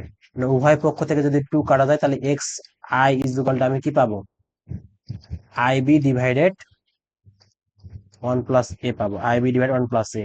তাহলে এখন তুমি এখানে লিখতে পারো যে আহ, উভয় পক্ষকে মানে আয়ের সহগগুলো যদি আমি এখন কনভার্ট করি বা আয়ের সহগগুলো যদি সমীকৃত করি তাহলে আমি পাচ্ছি কি, পাচ্ছি আমি অতএব এক্স ইকুয়াল টু লিখতে পারতেছি one divided, sorry B divided one plus A পাচ্ছি। আমি কি করলাম, আয়ের সহগগুলো সমীকৃত করলাম, মানে এখানেও তো আয় আছে, আয়ের সহগটা কি B by one plus A, আয়ের সহগটা কি এক্স, তাহলে X is B by one plus A. এই এই যা এক্স একটি বাস্তব মান, এই যে এক্স এর মানটা যেটা পাইলাম এটা এখানে আমার কি বাস্তব মান, এই মানটা থাকলে আমি সিদ্ধ করবো এই সমীকরণটা। তাহলে আশা করি এই অঙ্কটা তোমরা বুঝতে পারছো। এখানে তোমরা যোগ বিয়োগ গুণ ভাগগুলো একটু করে নিও, প্রথমে যে লাইনগুলো করা লাগবে এগুলো আমি করে দিয়েছি। এখানে এক্স এবং সব ঠিক আছে, তোমরা এই দুটা গুণ করে নেবা, এই দুটা গুণ করে নেবা, নিয়ে এখানে একটা মান আসবে, এটা কেমন আসবে, এটার মতো আসবে। তারপর তুমি এদিকে one plus i b whole square আছে, তুমি one plus i b whole square করবা, করলে ওখান থেকে এ স্কয়ার মানে ওখান থেকে সবগুলো মোটামুটি কাটা যাবে আর কি। কাটা যাওয়ার পর মানে ওখানে A square plus B square equal to one আসবে, সেই ওয়ানটা এখানে লিখছি, ওই ওয়ান ওয়ান কাটা যাবে। মানে সবগুলো ক্যালকুলেশন করে আর কি এই আকৃতির আসে। তাহলে আজকের ক্লাসটা কিন্তু খুব একটা ছোট ক্লাস ছিল এবং একটা মজার ছিল। তো আশা করি অনেক বুঝতে পারছো। আমরা নেক্সট নেক্সট ক্লাসে আমরা ফাইভের বি দেখবো এবং ডি ময়ভার্স থিওরাম যে ফাইভের বি এটা দেখবো। তো এই ক্লাসটা খুবই খুবই ইম্পর্টেন্ট। যারা ইউটিউব থেকে দেখতে দেখে থাকতেছো বা দেখতেছো তারা অবশ্যই চ্যানেলটাকে সাবস্ক্রাইব করবা। আর যারা আমার পেইড ব্যাচে ভর্তি হতে চাও, যারা পেইড কোর্সে ভর্তি হতে চাও, তারা অবশ্যই এই হোয়াটসঅ্যাপ নাম্বারে ফোন দিবা বা নক দিবা আর কি, 86 54 29 60 86 54, এই হোয়াটসঅ্যাপ নাম্বারে নক দিয়ে ডিটেলস জেনে নিবা। এবং তাড়াতাড়ি তোমরা যত তাড়াতাড়ি ভর্তি হয়ে যাবা তত তাড়াতাড়ি তোমরা কি ক্লাসগুলো করতে পারবা, তত পিছিয়ে পড়বা না। আর যদি দেরি করো তাহলে অফারও শেষ হয়ে যাবে, পিছিয়ে পড়তেছো। তো আজকে এই পর্যন্ত থাকো, ভালো থাক, মানে আজকে তোমরা এই পর্যন্ত থাকো। তা দেখা হবে আগামী কোন কয় তারিখ, রুটিন তোমরা দেখে নিও, সেই রুটিনে ক্লাস আছে, সেই রুটিন অনুযায়ী ক্লাস আপলোড দিব। ভালো থাকো, সুস্থ থাকো, আল্লাহ হাফেজ।